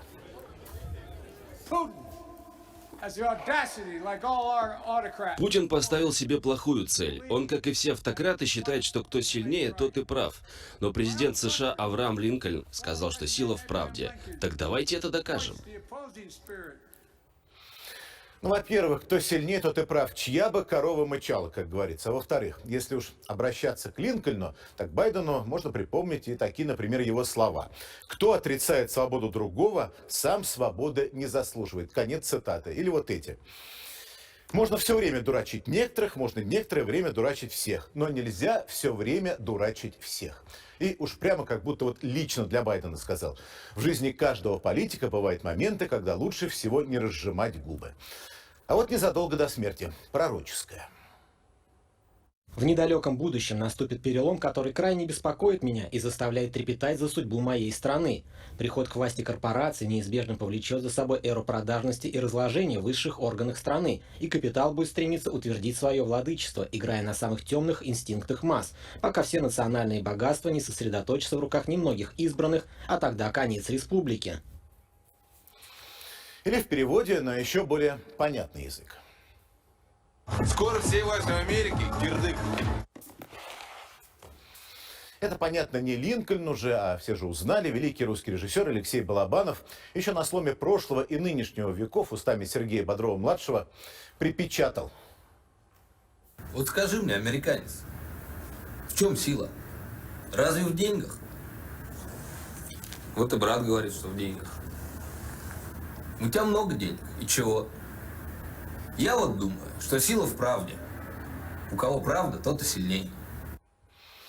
Ну и мы вот за правду. Мама одного американца из Миннесоты, который женат на украинке и который поспешил уехать с Украины вместе с турками в Крым, где помогать ему взялись мы, в эфире местного миннесотского канала разразилась вот этим. Мой худший кошмар сбывается, и я боюсь, что они будут пытать его и убивать. Я никогда больше не увижу своего сына. Понятна тревога матери, как и то, что из-за появления на Украине заграничных, в том числе американских наемников, всех выезжающих иностранцев проверяют. На это нужно время, как и на то, чтобы подобрать варианты отправки невиновных людей домой. Небо американцы для российских самолетов закрыли, Мы готовы успокоить встревоженную мать Тейлора Кристофера Джейкоба. Перед тем, как его вчера все же удалось отправить в Америку через Турцию, мы поговорили с ним. Мы с женой услышали о том, что есть поезд с иностранцами, которые покидают Херсон. Ей позвонили знакомые турки, уезжавшие этим поездом, и мы решили, что это самый безопасный способ уехать. Почему ты решил ехать через Россию, а не через Польшу, скажем? Через Польшу долго ехать, а вместе с большим количеством иностранцев безопасней. Ко мне относились очень по-доброму, представители властей шутили со мной, пытались говорить по-английски, очень хорошо кормили. Маме скажи что-нибудь, она наверняка волнуется за тебя. Я абсолютно в порядке, фактически куда лучше, чем на Украине. Пусть там уже встречаются сын с мамой. И да, насчет пыток. Тейлор, вы видели, жив-здоров, цел невредим. А вот так выглядит, и кому как не американцам это не знать, те, кого действительно пытали. Это выпуск телеканала CBS, где рассказывали об издевательствах над заключенными печально известной тюрьмы Абу-Грейб в Ираке. Фото не самые жесткие, остальные, поверьте, мы видели, лучше не показывать в эфире. Абу-Грейб уже закрыто. В другой ужасной американской тюрьме Гуантанамо по состоянию на прошлое лето оставались 39 заключенных. Хотя Байден собирался выполнить обещание еще предыдущей администрации США и тюрьму закрыть. Ну и раз уж мы вспомнили сегодня Алексея Балабанова, то среди фильмов, которые он нам оставил, есть и такой «Про уродов и людей». И вот один из них, из уродов. Я своим врачам дал указание, всегда я был большим гуманистом и говорил, что как только человек пораненный, он уже не враг, а пациент. Но теперь очень жесткое указание всем мужчинам кастрировать, потому что это тараканы, а не люди, которые работают и на фронте, и в тылу. Геннадий Друзенко, юрист, специальность «Конституционное право». В лихие 90-е секретарь патриарха Киевского и всея Руси Украины. Так эту неканоническую фигуру называли, когда нынешние раскольники Стамбульского прихода, если и были в проекте, то очень отдаленно. Летом 14-го Друзенко – один из создателей мобильного госпиталя для киевских силовиков в Донбассе. С 21 марта этого года фигурант уголовного дела в России. Да, кто-то спросит, а по какому конституционному праву юрист отдавал такие вот указания врачам? Значит, мог, раз говорит об этом в телеэфире. Вот урод, ничего. Но людей-то все побольше. Вы смотрите «Воскресное время», и вот что будет далее в нашей программе. Фестиваль неадеквата. Британские министры думали, что вершат историю, а купились направо и жестоко. Ценные вводные, газ за рубли для недружественных стран и план поддержки экономики и людей в России. Нас не догонят. Кубок Первого канала. Первые итоги. Фигурное катание, каким мы его еще не видели. Мы скоро вернемся, не переключайтесь. Оркестр! Прощание славянки!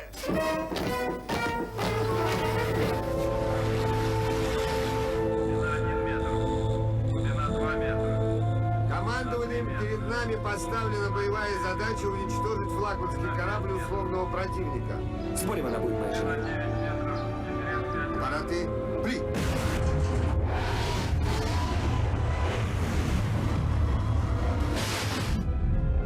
Она меня любит. А детей будет от меня рожать.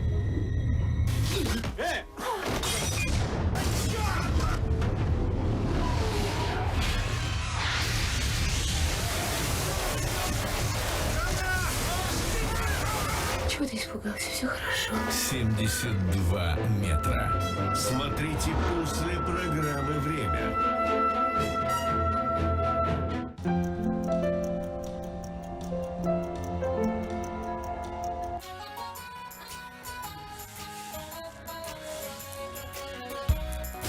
Любимые семечки от Маркина. Качество всегда на высоте. Каким должен быть лучший сервис? Все должно быть просто и удобно. Все должно быть быстро. Все должно быть доступно. Лучший сервис для вас. БПД Экспресс. Доставки посылок в страны СНГ. Суперконцерты. Хиты 2000-х в Германии. Встречайте Митю Фомина, Анну Семенович и группу «Отпетые мошенники». Билеты по телефону и на сайте ticketbank.de. Вас ждет радостное событие. Ваша невеста, наша будущая госпожа. Она прекрасна. Тебе нужно готовиться к свадьбе. Ты передай Анне, я все придумаю. Я уведу вас отсюда. Я тебя никуда не пущу. Вот значит как. Значит, и ты им продалась. Всем будет лучше, если Али не станет. Откройте! Есть тут кто? Для великого султана большая радость созерцать мучения грешников вроде тебя. Проверить окрестности, каждую улицу, каждую подворотню, каждый двор. Входи. А ты? Все хорошо, я подержу за брата гвардейца. Иди. Янычар. Премьера многосерийного фильма. Завтра, после программы «Время». Говорил, что никогда больше не придешь, но все-таки пришел. Мне нужна твоя помощь. Мне больше некому обратиться.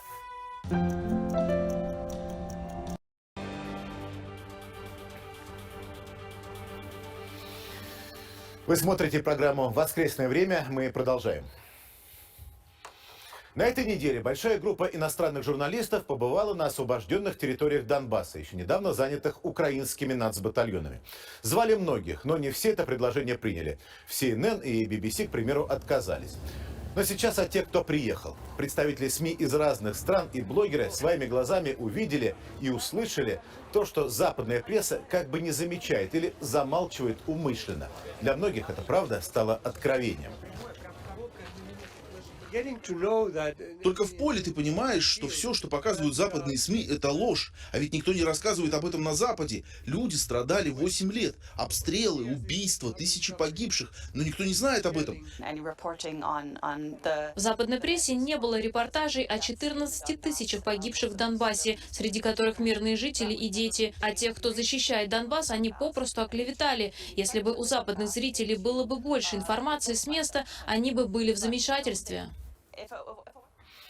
Дата скоро. В апреле 30 лет событиям, известным как «Война указов». Президент Леонид Кравчук, при советской власти секретарь ЦК Компартии Украины по идеологии. И Борис Ельцин с разницей в 2 дня закрепили переход Черноморского флота под контроль, соответственно, украинский и российский. Вопрос флота лишь один из узлов, о полной развязке которых нельзя говорить и сейчас. Тогда, в 92-м, их комментировали многие, в том числе Анатолий Собчак, первый и единственный мэр, а потом губернатор Ленинграда, вернувший северной столице историческое название – Санкт-Петербург. Один из авторов новой Конституции новой России. В общем, политик, которого трудно упрекнуть в том, что он застрял в советском прошлом. Постсоветское настоящее сподвигло его на размышления. Как показало время, пророческие. 1992 год. Интервью ведущим российским СМИ. Мы получили наиболее опасный симбиоз. Симбиоз бывшей партийной номенклатуры, причем мы же с вами знаем, что на Украине коммунистический режим носил наиболее заскорузлый, щирый, я бы сказал, характер. Я сам, в моих жилах течет ровно столько украинской крови, сколько и русской, поэтому я могу об этом говорить совершенно спокойно. И вот меня больше всего беспокоит этот симбиоз крайних националистов с такой номенклатурой, консервативность которой была очевидна для всех.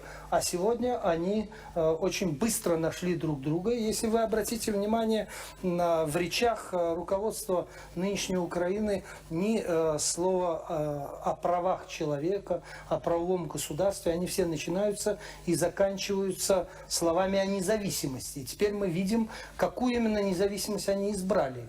Для этой их независимости, оказывается, прежде всего нужна армия.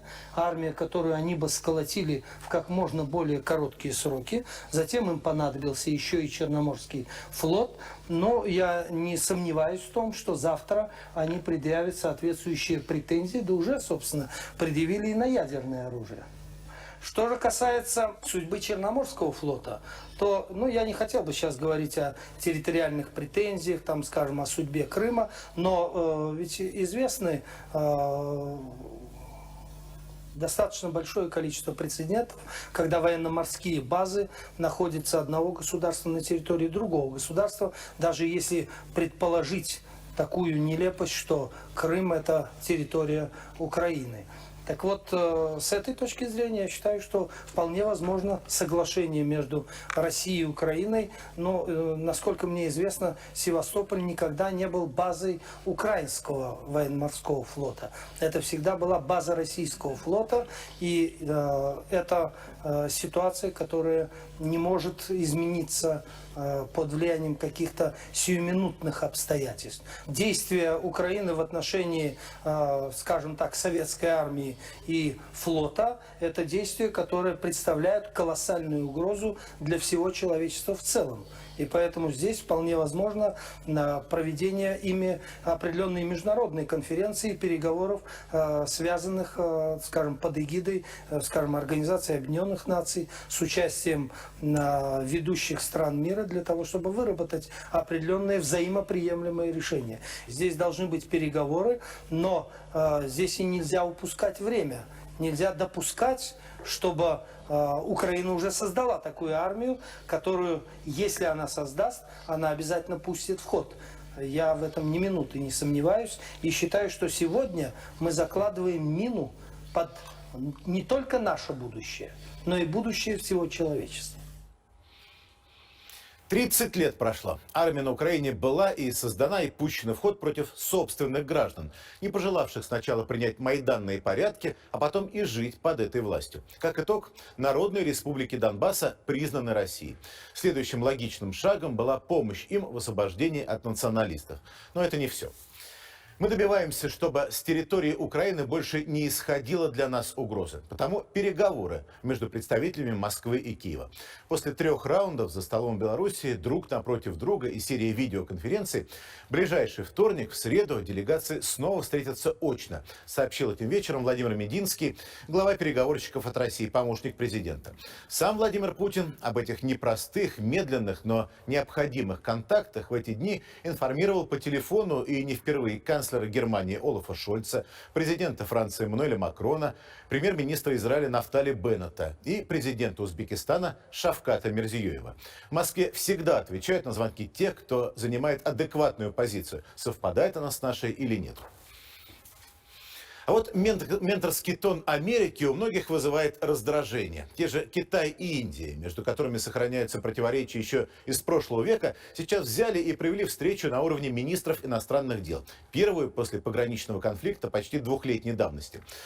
А вот в эфире индийского телеканала американский эксперт по правам человека потребовал, чтобы Индия немедленно присоединилась к антироссийским санкциям. На что известный индийский журналист Арнаб Госвами, тоже участник телемоста, ответил, буквально не сдерживая эмоций. Америка не в том положении, чтобы притворяться стражем демократии и прав человека. Она самый ужасный виновник многих зверств. Вы начали конфликты в, по крайней мере, 6 странах. Ирак, Сирия, Йемен. Вы наносите удары беспилотниками, в результате которых погибают 1000 человек. Но вы имеете дело с Индией. Мы большая страна, а не ваш сателлит. Мы сами решаем. Вы говорите о геополитической целесообразности вместо того, чтобы говорить о ценностях. И вы учите меня, как американец, индийца, ценностям. Да, вас. Дайте мне закончить. Где были ваши ценности? Где они были, когда в первые 2 месяца после американского вторжения в Ирак погибли 7186 мирных жителей? Это была ваша целесообразность? Тут вспоминаю один случай. Вот так же, как индийца от американца, не поучать потребовал наш глава МИД Сергей Лавров, когда в 2008 году британский коллега после принуждения Грузии к миру в Южной Осетии и Абхазии убеждал Россию договариваться с тогдашним грузинским президентом Михаилом Саакашвили. Тем самым, который однажды в те же дни жевал галстук в эфире, к слову, опять же, британской телерадиокорпорации BBC. Эта сцена навсегда в архивах. «Англичанка гадит» — крылатые выражения времен большой игры. Не программа на Первом канале, хотя и там в студии всегда остро, а времен соперничества Британии и России, еще империи, за влияние в Азии. Днями оно прилетело в Лондон, нагадив одной англичанке, да и не ей одной.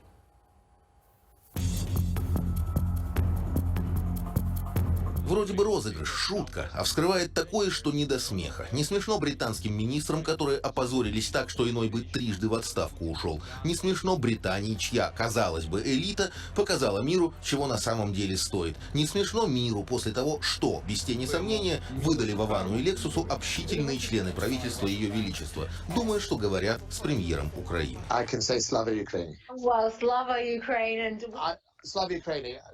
ведь предупреждали, что бездумное скандирование лозунгов убивает критическое мышление. Британская сторона сейчас всячески пялится на теме Украины, всячески пытается ее развивать, и тем более как раз вот эти два чиновника, министр внутренних дел, министр обороны, они как бы тесно связаны с Украиной. Если открыть их социальные сети, то можно увидеть, что практически они не занимаются ситуацией в собственной стране. Изначально мы пообщались с министром внутренних дел через ее офис в парламенте. И, видимо, что профессионализм сотрудников не очень хорош, поэтому как раз они организовали этот разговор. Она полностью была уверена, что поговорила с настоящим премьер-министром Украины. Мы попросили ее организовать разговор, помочь организовать разговор с министром обороны. Вот. Она сказала, да, конечно, присылайте запрос, я перешлю в офис министра. Что, собственно, она и сделала. Глава МВД, подставившись сама и подставив министра обороны, вроде бы и не выдала военных тайн, но в целом продемонстрировала, как говорится, уровень. Я надеюсь, британцы не будут бояться наших националистов. Я имею в виду тех, кого считают националистами, как их пытается представить Путин. Якобы у нас много бандеровцев, неонацистов. Надеюсь, жители Великобритании не боятся их? Однозначно, не боятся. И готовность помочь им проявляется весьма ощутимо. Интересно, когда дочь мигрантов Прити Пател говорит, что британцы готовы помочь националистам, она говорит от себя лично, от лица нацменьшинств Британии или от всего британского народа? Или вот она обещает исключить Россию из Интерпола, нечто вообще вне ее компетенции. Интерпол должен обеспечить полное отстранение России, потому что русские ведут себя как варвары. Они пытаются использовать Интерпол не по назначению. Скажу откровенно, мы намерены обсудить этот момент с нашими союзными разведками, в первую очередь с американцами. Англичанка гадит, впрочем, и не скрывает этого. Но вообще это какой-то сюрреализм. Человек в ранге министра послушно повторяет все, что просят сказать, да еще и на непонятном языке. Скажите... Это значит, Англия нам помогает. Англичанка гадит. Скажите спасибо нашим героям Вовану и Лексусу.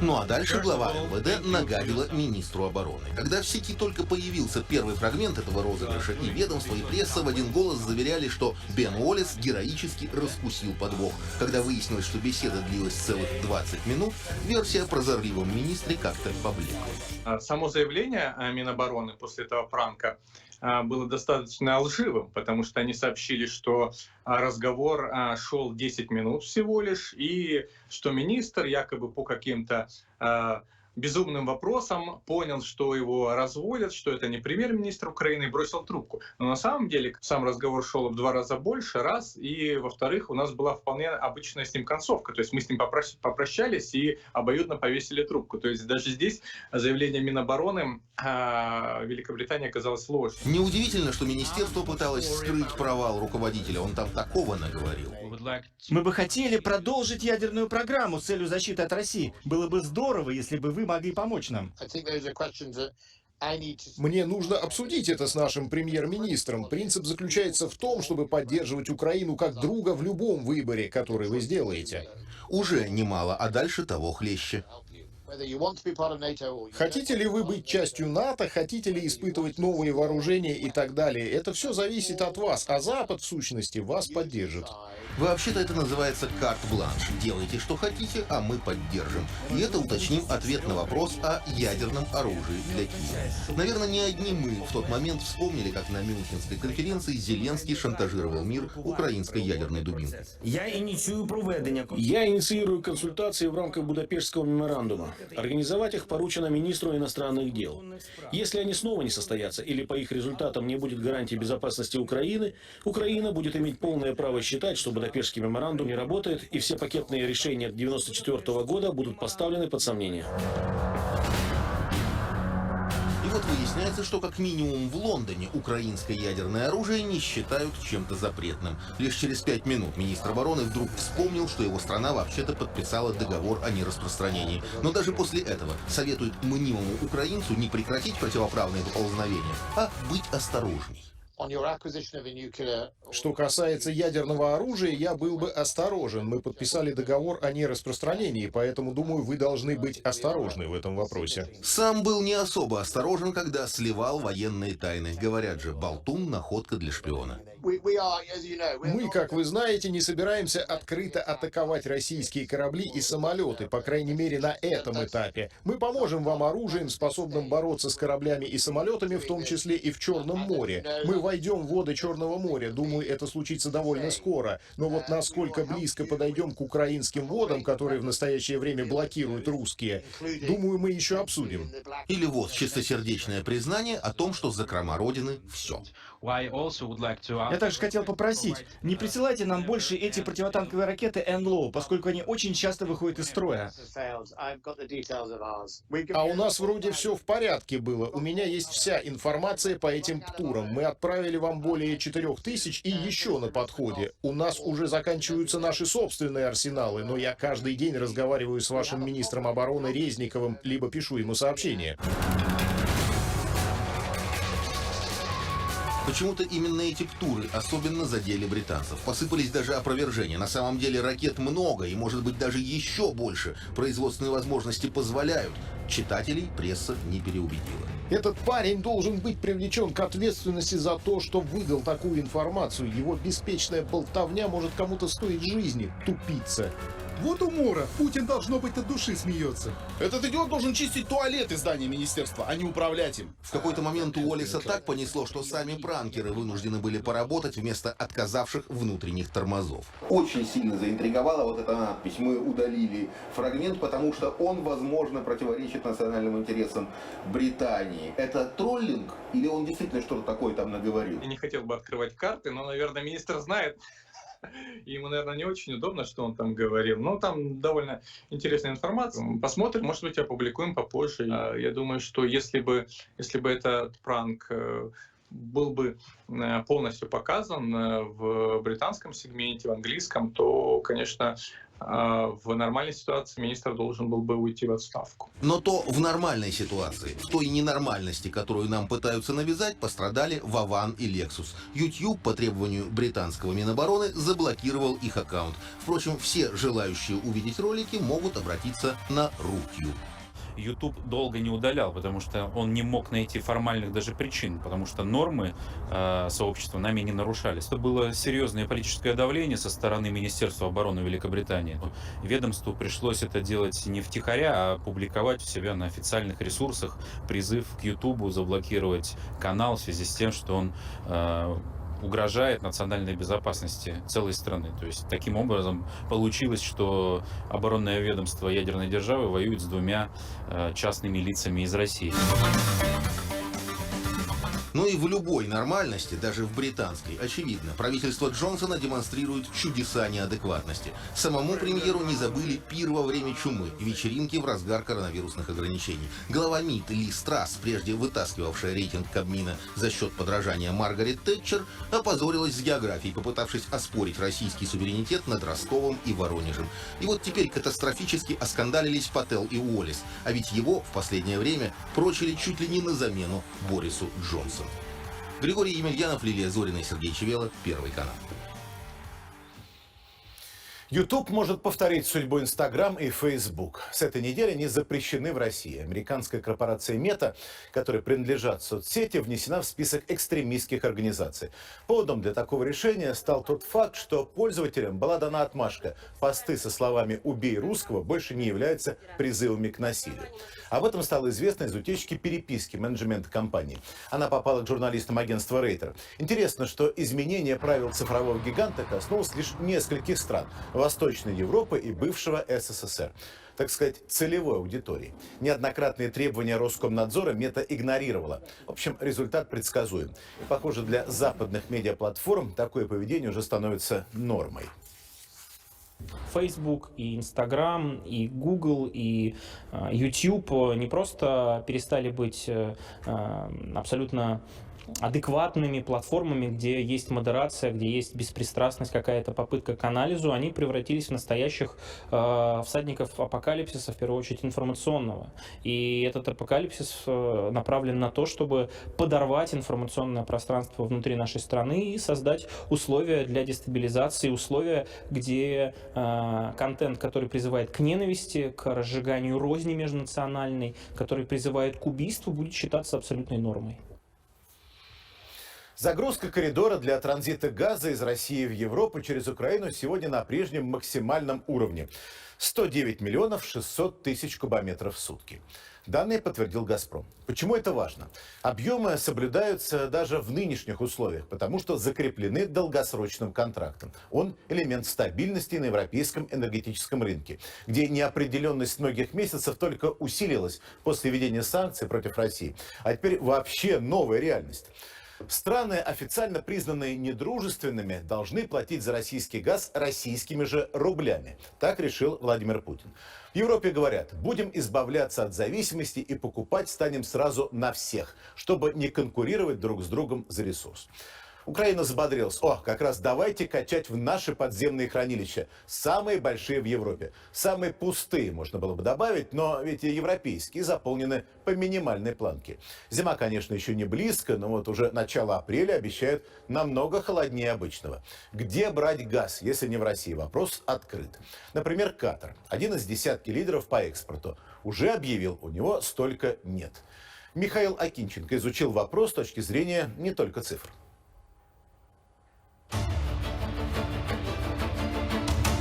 107 139 рублей за 1000 кубометров российского газа по итогам пятничных торгов на европейской бирже. И сумма, и номинал валюты выглядят для трейдеров по меньшей мере непривычно. Ведь они до сих пор предпочитали считать исключительно в долларах, реже в евро. Но после решения российского президента, кажется, пришла пора привычки пересматривать. За последние несколько недель, как вы знаете, рядом западных стран были приняты нелегитимные решения по так называемой заморозке российских активов. И вот этот коллективный Запад фактически подвел черту под надежностью своих валют. Об этом тоже мы уже говорили.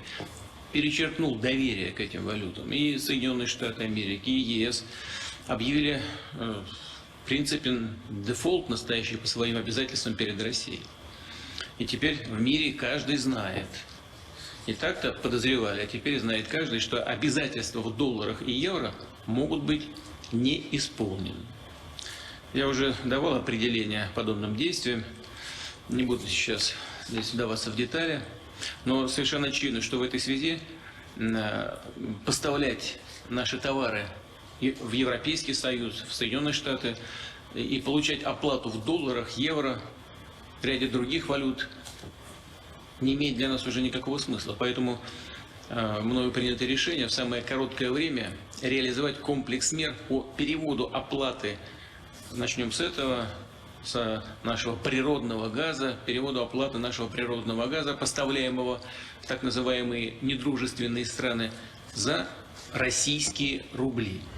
Лучше всего описывает первую реакцию Запада на сказанное психологическая теория о стадиях принятия неизбежного. И начинается она с отрицания. Ну а крупные европейские бизнесмены тоже люди, что подтверждают, например, слова руководителя австрийского нефтегазового концерна ОМV. Так не договариваются. Я просто подожду и посмотрю, обратится ли к нам кто-то. Будет ли дальнейшая оплата за российский газ производиться в евро? Конечно, других договоров у нас не было. Значит, ничего иного я делать не должен.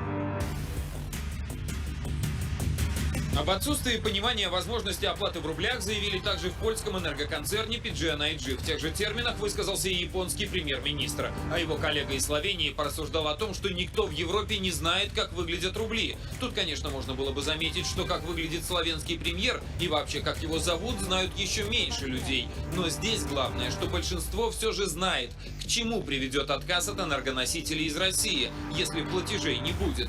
Тем не менее, именно этот вариант обсуждали на саммите ЕС в Брюсселе европейские политики.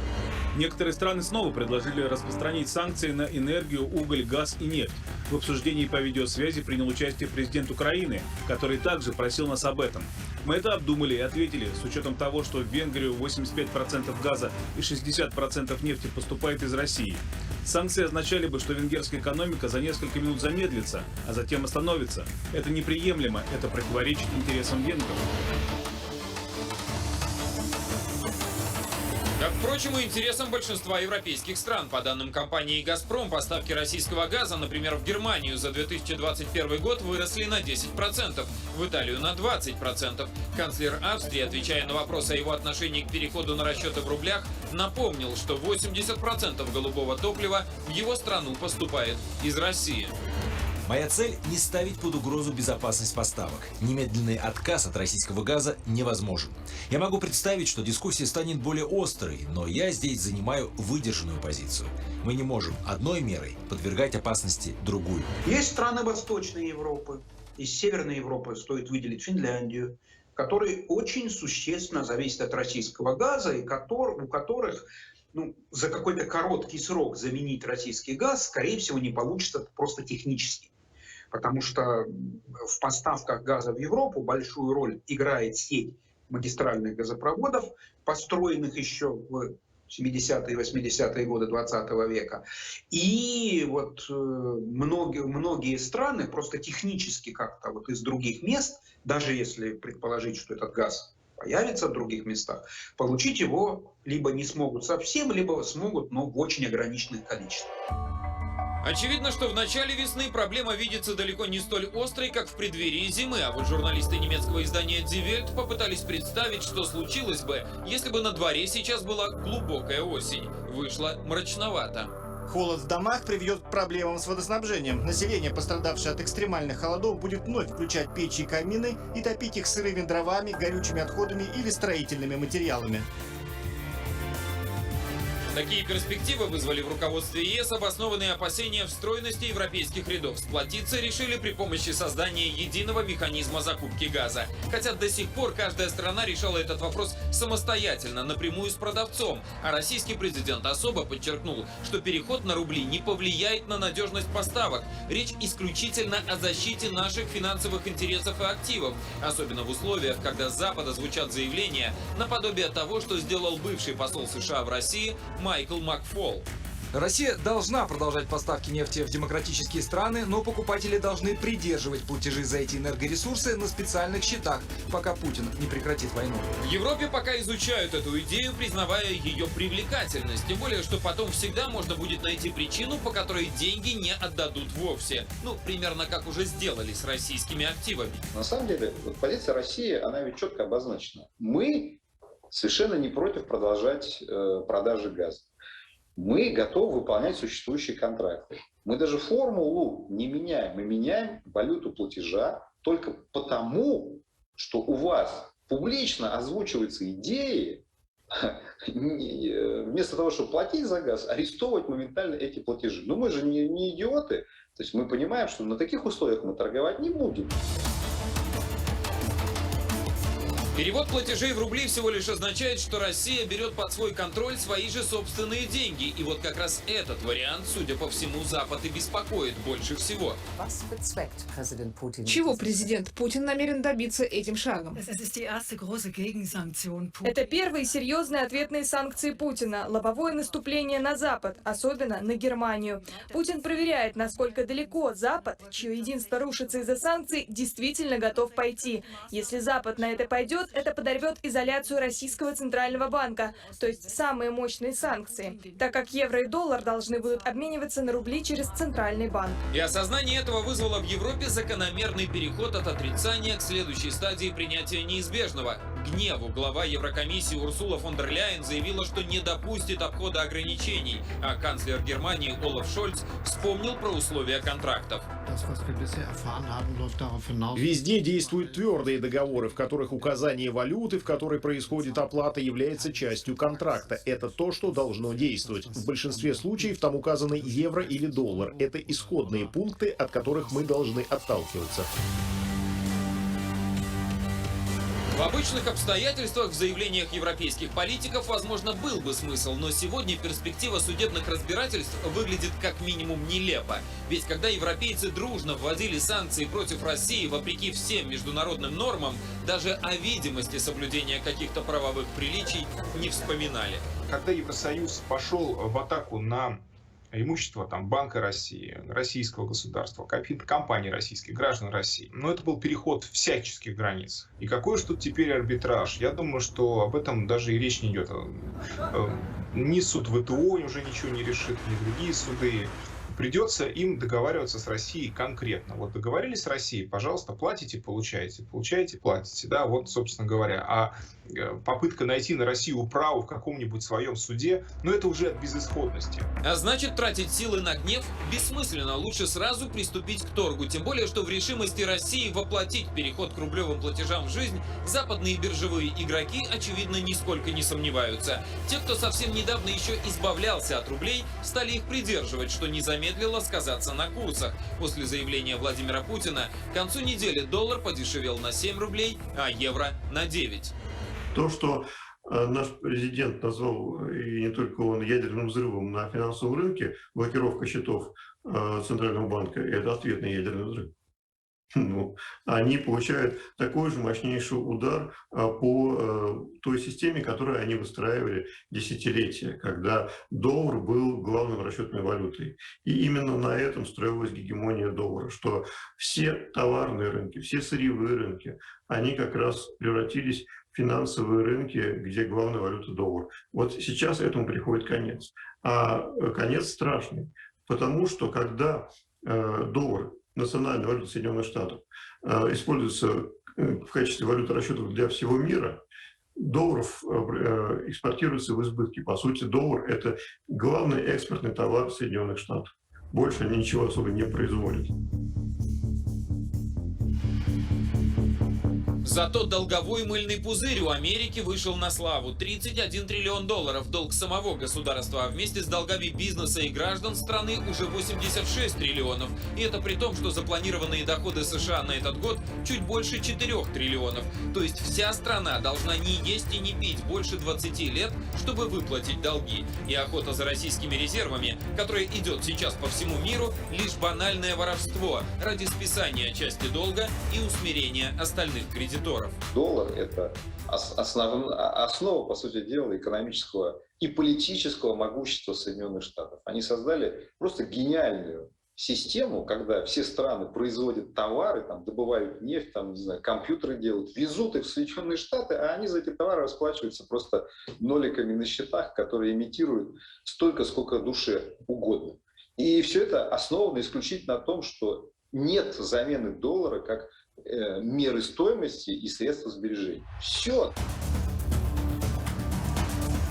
Не случайно для оценки справедливого курса доллара к другим мировым валютам используют не биржу, а так называемый индекс Биг Мака. Булка с котлетой, она, как говорится, и в Африке булка с котлетой. Вот только в Нью-Йорке она сегодня стоит 6 долларов 14 центов, а в Москве в тех Макдональдсах, что еще работают, 140 рублей. Простая арифметика подсказывает, что реальная стоимость доллара сегодня почти 23 рубля. Вместо Биг Мака можно попробовать сравнить цены на 95-й бензин. Например, в Берлине и Москве. 2 евро и 52 рубля соответственно. И выходит вот такой курс. Ну а тот же газ в Лондоне на бирже стоит почти 2 фунта, а в московской квартире 7 рублей 25 копеек. И получаем чуть меньше 4 рублей за фунт. Понятно, что все в реальности сложнее, но ведь еда и энергия – основа любой экономики. Они говорили нам, Россия – это маленькая страна, экономика маленькая, всего 3% от мирового ВВП. Но они забыли, что Россия встроена в 38% глобальных цепочек создания стоимости. И встроена не на уровне виртуальных цифровых услуг, финансовых услуг, развлекательных услуг, а на уровне базовых материалов. И когда они пытаются таким образом давить на Россию, то получается, что падаем все вместе, но падаем пропорционально нашему весу в экономике. Да, допустим, мы стоим на полу, нас ударили, мы упали. А им с небоскребов падать на землю, понимаете, настолько непропорционален этот вес. То есть небольшое воздействие на нас тут же рушит огромное количество мировых цепочек.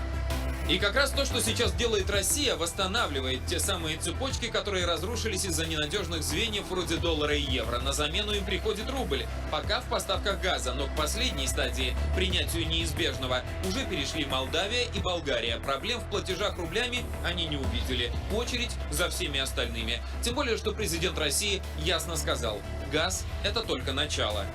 Михаил Акинченко, Екатерина Белова, Александр Гусев, Первый канал. В ожидании продолжения еще немного о газе. Выкладки американского издания «Политика» заглавлены «А где Байден собирается найти газ для Евросоюза?». Россия обеспечивает европейцам около 40% потребления, примерно 155 миллиардов кубометров ежегодно. А США и Европа договорились о поставках лишь 15 миллиардов кубов сжиженного газа, в перспективе 50 миллиардов. Разрыв в худшем случае 10, в лучшем 3-кратный. Еще около 20 миллиардов Европа могла бы получить, если производство согласятся увеличить Норвегия и Азербайджан. Все равно не хватает. Но Байден, тем не менее, толкает ЕС к выдаче разрешений на строительство новых терминалов для сжиженного газа, само собой американского, чтобы заручиться достаточным спросом до 2030 года. То есть быстро соскочить тоже не получится, пишет издание «Политика». Участников специальной военной операции приравняют к ветеранам боевых действий. Одобренный обеими палатами парламента закон на этой неделе подписал президент. Защитники Донбасса получат такие же льготы и гарантии, как, например, воевавшие против террористов в Сирии. Владимир Путин также утвердил еще один пакет антикризисных мер в условиях санкций, призванный защитить как граждан, так и бизнес. Вкладчикам банков не придется платить налог с полученных процентов за прошлый и нынешний год. По повышенной ставке будут облагать лишь автомобили дороже 10 миллионов рублей. Кроме того, налоговые льготы получат компании, работающие в IT-сфере и туризме.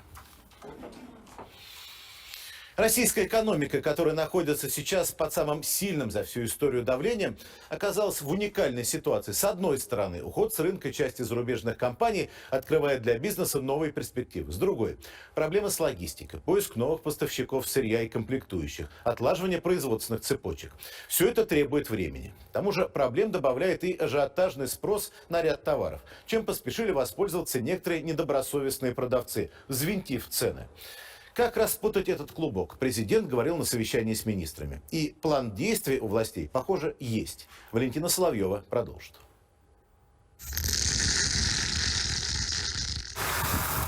Это горох наш, российский, готовый к импортозамещению. Санкции то, чем крымских аграриев запугать невозможно. Пугали 8 лет. За моей спиной находится трактор «Кировец».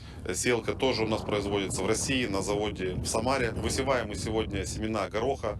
Это также российская селекция, поэтому мы не ощущаем никаких нехваток, либо сбоев поставки семян, удобрения, либо техники. Самое главное, чего не доставало фермерам все это время – воды. Сейчас, когда разблокирован Северокрымский канал на полуострове, кратно увеличивают посевные площади и обещают, урожай с этих полей вскоре оценит вся страна. Животноводческий комплекс в Кузбассе. Его запустили всего год назад, и сейчас численность поголовья перевалила за 230 тысяч. Здесь замкнутый цикл производства. Корма выращивают сами и сами ведут селекционную работу, чтобы не зависеть от иностранных пород. Такое импортозамещение в самые сжатые сроки наладили и птицеводы в Подмосковье. Вот такой птицы в России не было в достаточном количестве. Но на протяжении последнего прошлого года мы импортировали порядка 20% от общего объема инкубационного яйца. Но благодаря тому, что вот такие проекты, как наши, реализовываются, благодаря активной поддержке правительства федерального и регионального, объем импорта инкубационного яйца существенно снижается. Вот в этом году мы выходим на полную самообеспеченность вот этим видом сырья. Эта рыба родилась в декабре месяце. Радужная форель, выведенная в Ленинградской области, отправляется в рыбные хозяйства всей страны. Здесь ни одна икринка не зависит от импорта и готовы расширять производство в объеме, который потребуется. У нас есть самое главное. У нас есть научные работники, которые всю свою жизнь посвятили селекции форели. У нас есть селекционные достижения. 2 породы уже внесенные в государственный реестр. И одна порода еще с окраской, с желтой окраской, она еще пока вносится в этот реестр. И самое главное, что у нас есть площади, где можно построить еще такие цеха.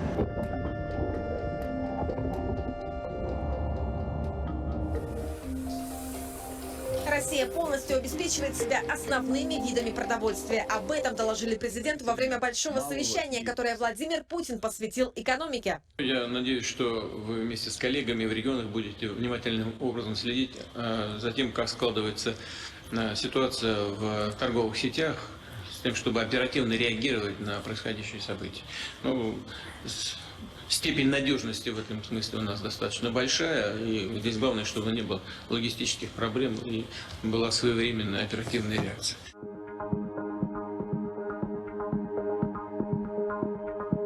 Ажиотажный спрос на некоторые товары, который наблюдался в последние недели, сами российские производители называют эмоциональным. И вот как отвечают на вопрос, может ли сахар стать дефицитным. Хочу вас успокоить, такого не будет. Сахара вполне достаточно.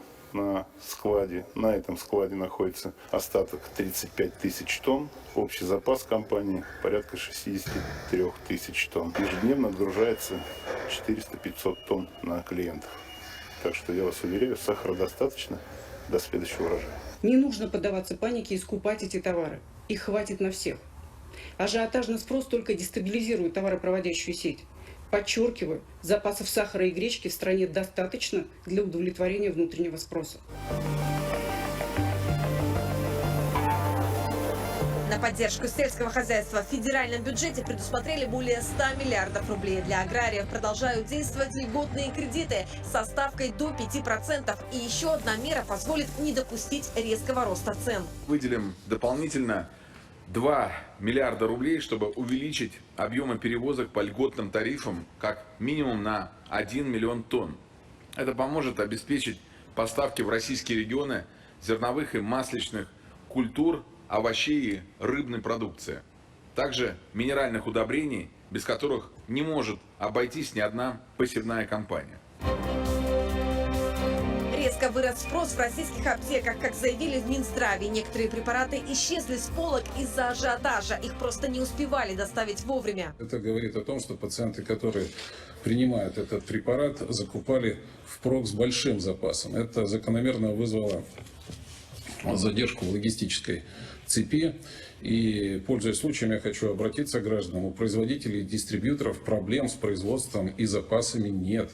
И в настоящее время данные лекарственные препараты в полном объеме поставляются в лечебные сети.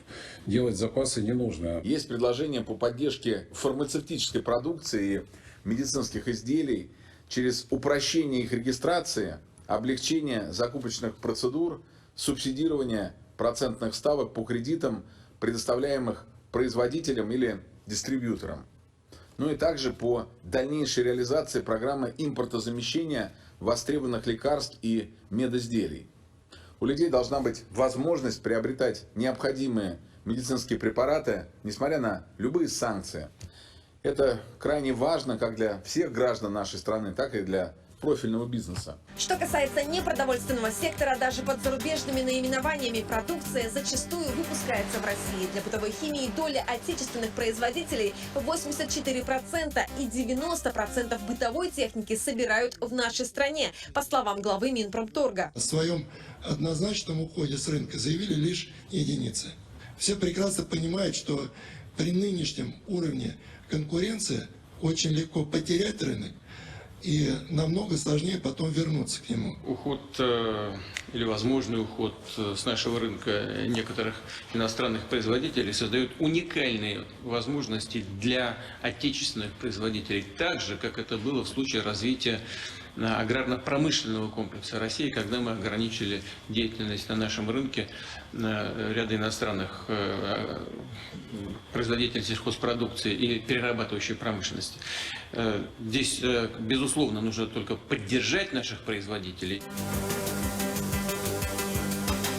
Насколько быстро российские компании способны заместить долю импорта, на своем примере показывает этот нижегородский завод. Здесь производят наномодифицированные полимеры. Компонент, который нужен практически во всех отраслях. От строительства дорог до выпуска самолетов, от ЖКХ до нефтегаза и медицины.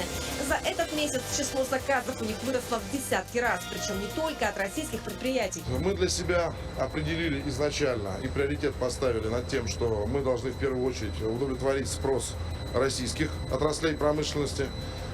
Есть запросы у нас из Болгарии, с Польши, с Германии, с Китая. с Индии. Но еще раз говорю, у нас есть над чем работать в России для России. Поэтому пока смотрим на Россию. Чтобы поставщики и покупатели могли быстро найти аналоги иностранных комплектующих, власти открыли онлайн-сервис «Биржа импортозамещения». Новые производства поддержат рублем. Правительство запустило 4 варианта льготного кредитования для малого и среднего бизнеса. А кроме того, глава Кабмина Михаил Мишустин объявил о программе грантов. Правительство дополнительно окажет помощь молодым предпринимателям в возрасте до 25 лет. Они смогут получить на создание или развитие собственного дела грант от 100 до 500 тысяч рублей.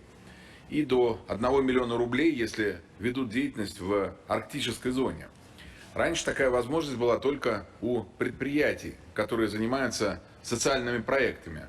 У молодежи всегда много свежих и полезных идей. Для компаний в сфере информационных технологий и туризма вводятся налоговые льготы. Важно максимально снизить административную нагрузку на малый и средний бизнес. Такой указ подписал президент.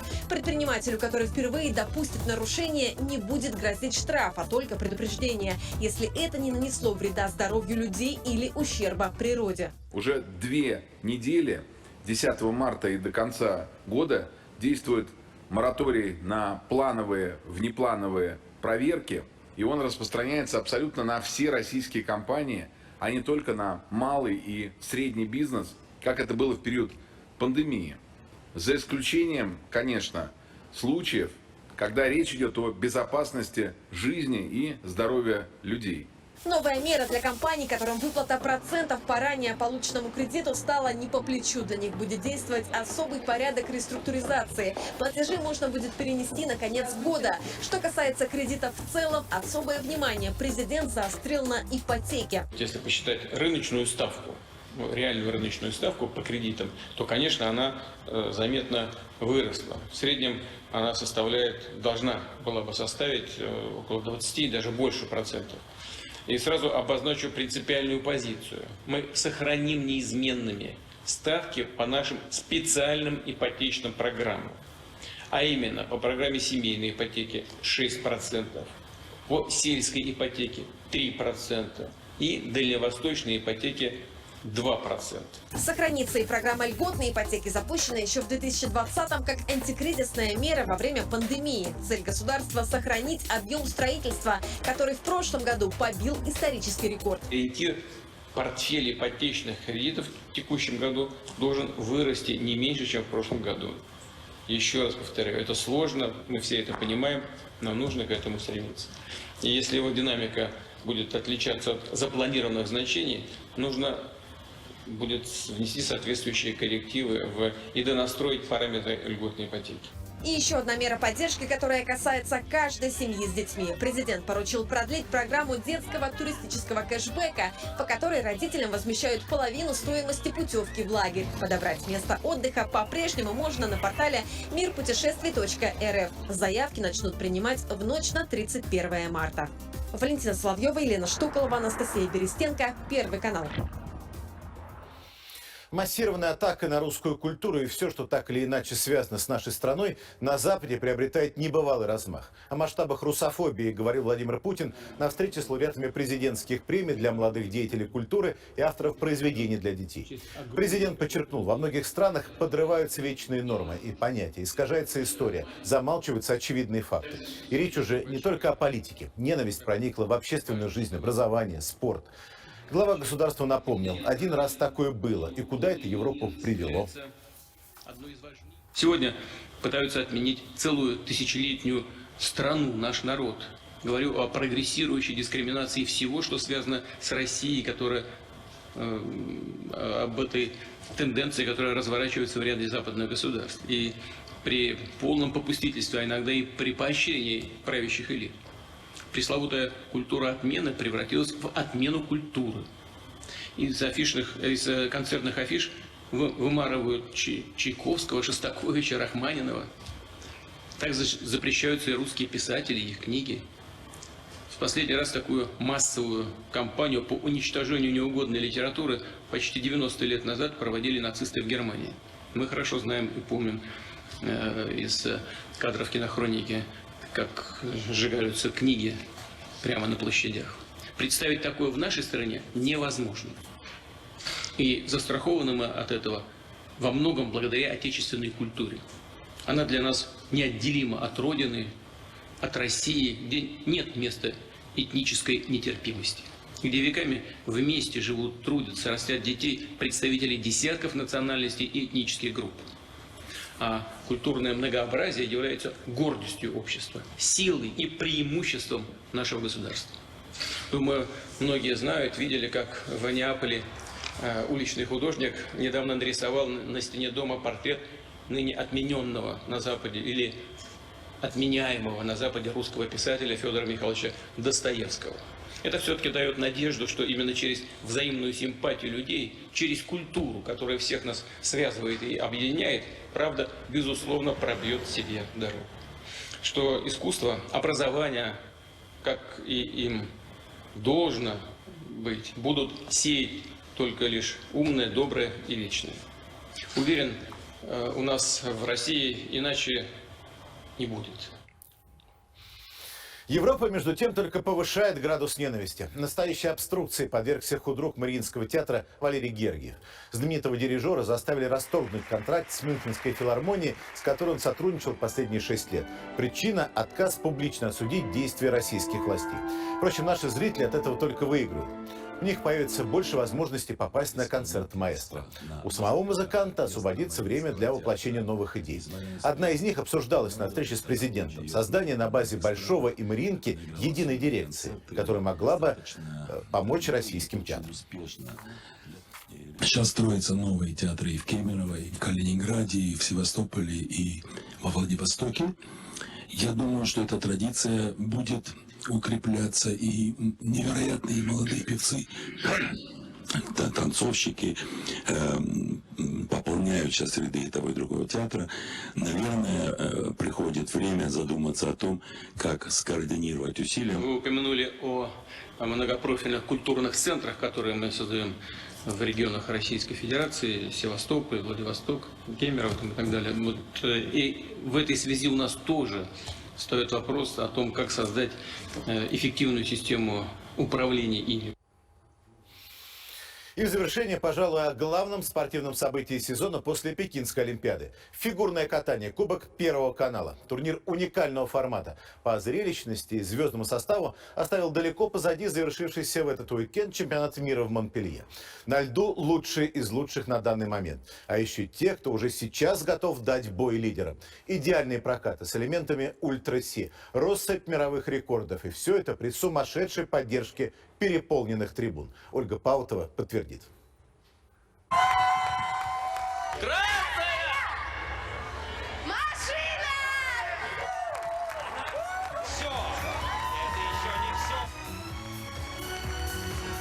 Любовь к своему делу. Любовь к фигурному катанию. Любовь все победит. Любовь спасет мир. Когда тобою движет любовь, другого результата и быть не может. Они победили, оставив все силы и эмоции на льду. У руля красной машины несгибаемая Анна Щербакова. Олимпийская чемпионка. Она, как никто, знает, как выбрать правильный путь к победе. Я очень горжусь нашей командой. Красная машина. Ребята сегодня лучшие. Хочу сказать им огромное спасибо, потому что каждый выдавал просто невероятные прокаты. К сожалению, выиграли не мы, но я абсолютно рад за красных. Там много моих друзей. Это была очень равная борьба и заслуженная и честная победа. Это была битва равных, где лидеры постоянно менялись. Сначала вперед вырвалась красная машина. Под драйвового Джо Кокера Виктория Синицына и Никита Коцалапов получили оценки выше мирового рекорда.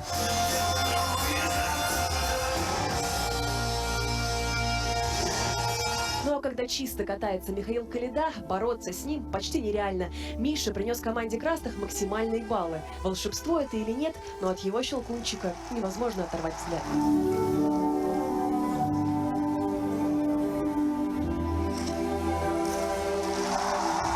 Фигурное катание я рассматриваю как спорт плюс искусство. То есть, когда спортивные моменты, нужно включиться. Когда искусство прет, надо выдавать искусство. Увеличивающийся отрыв красных явно не устраивал капитана синих Марка Кондратюка. Так что на льду выложился по полной и впервые в карьере исполнил четверной луц. Самый сложный и дорогой прыжок.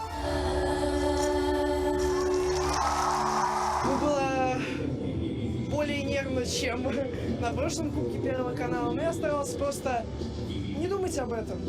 Я капитан в любое другое время, кроме вот 3 минут, пока катаюсь. После выступления девушек лидерство впервые захватило время первых. И это при том, что в короткой программе они показали далеко не все свои возможности.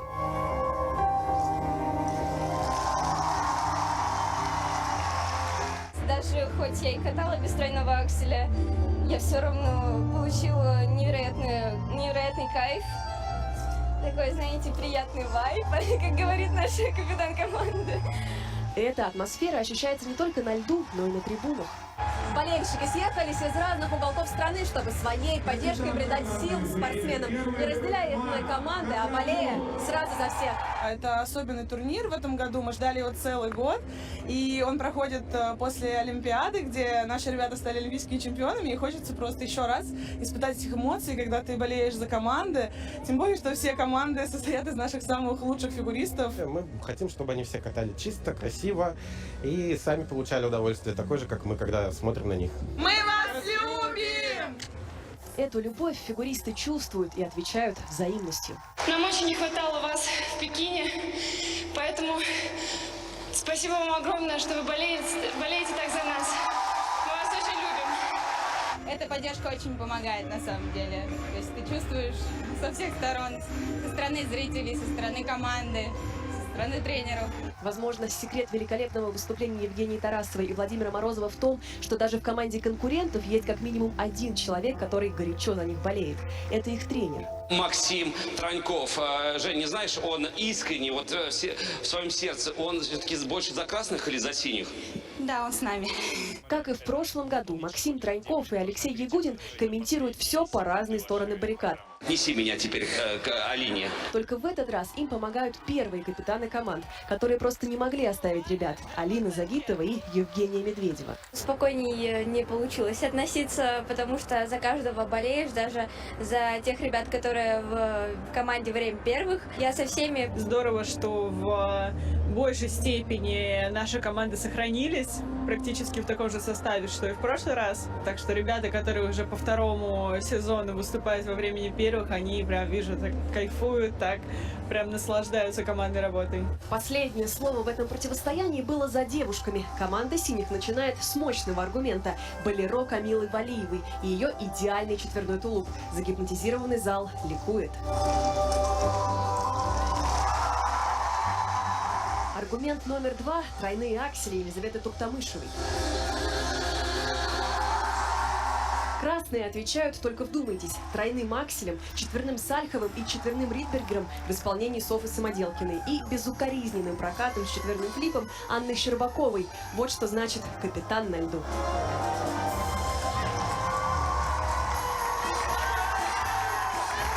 Эта победа еще и отличный подарок самой себе перед днем рождения. Завтра Ане исполнится 18.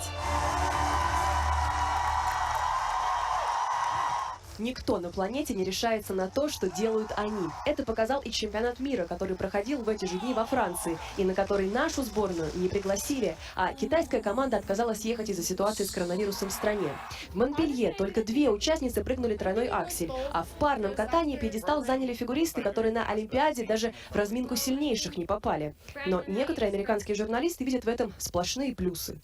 Нет России, нет Китая, нет проблем. Знаете, для меня единственное, что является стопроцентной дикостью, так это высказывания западных журналистов. А эти высказывания в плюс-минус звучали так, что так и должно быть.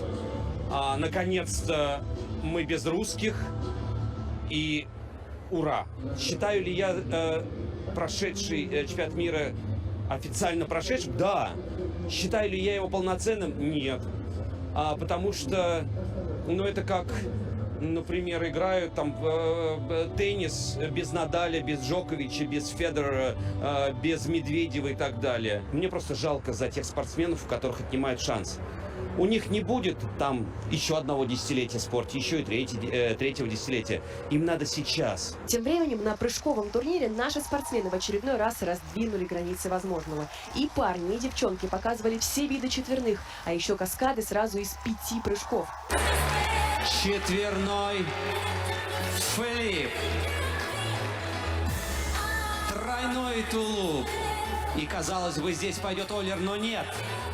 Тройной Ридбергер. Оллер. И тройной Сальхов. Марк Кондратюк исполнил уникальный каскад из 2 четверных. До него подобное пробовали делать только на тренировках. Соревнования, на которых возможно все. Эти 3 дня мы точно запомним, благодаря накалу эмоций, эксклюзивным элементам и ощущению, что все они одна команда наших самых любимых фигуристов. Ольга Паутова, Илья Марин, Татьяна Бакулина, Юрий Ярченко, Первый канал, Саранск. У меня на этом все. А прямо сейчас наше кино. 72 метра.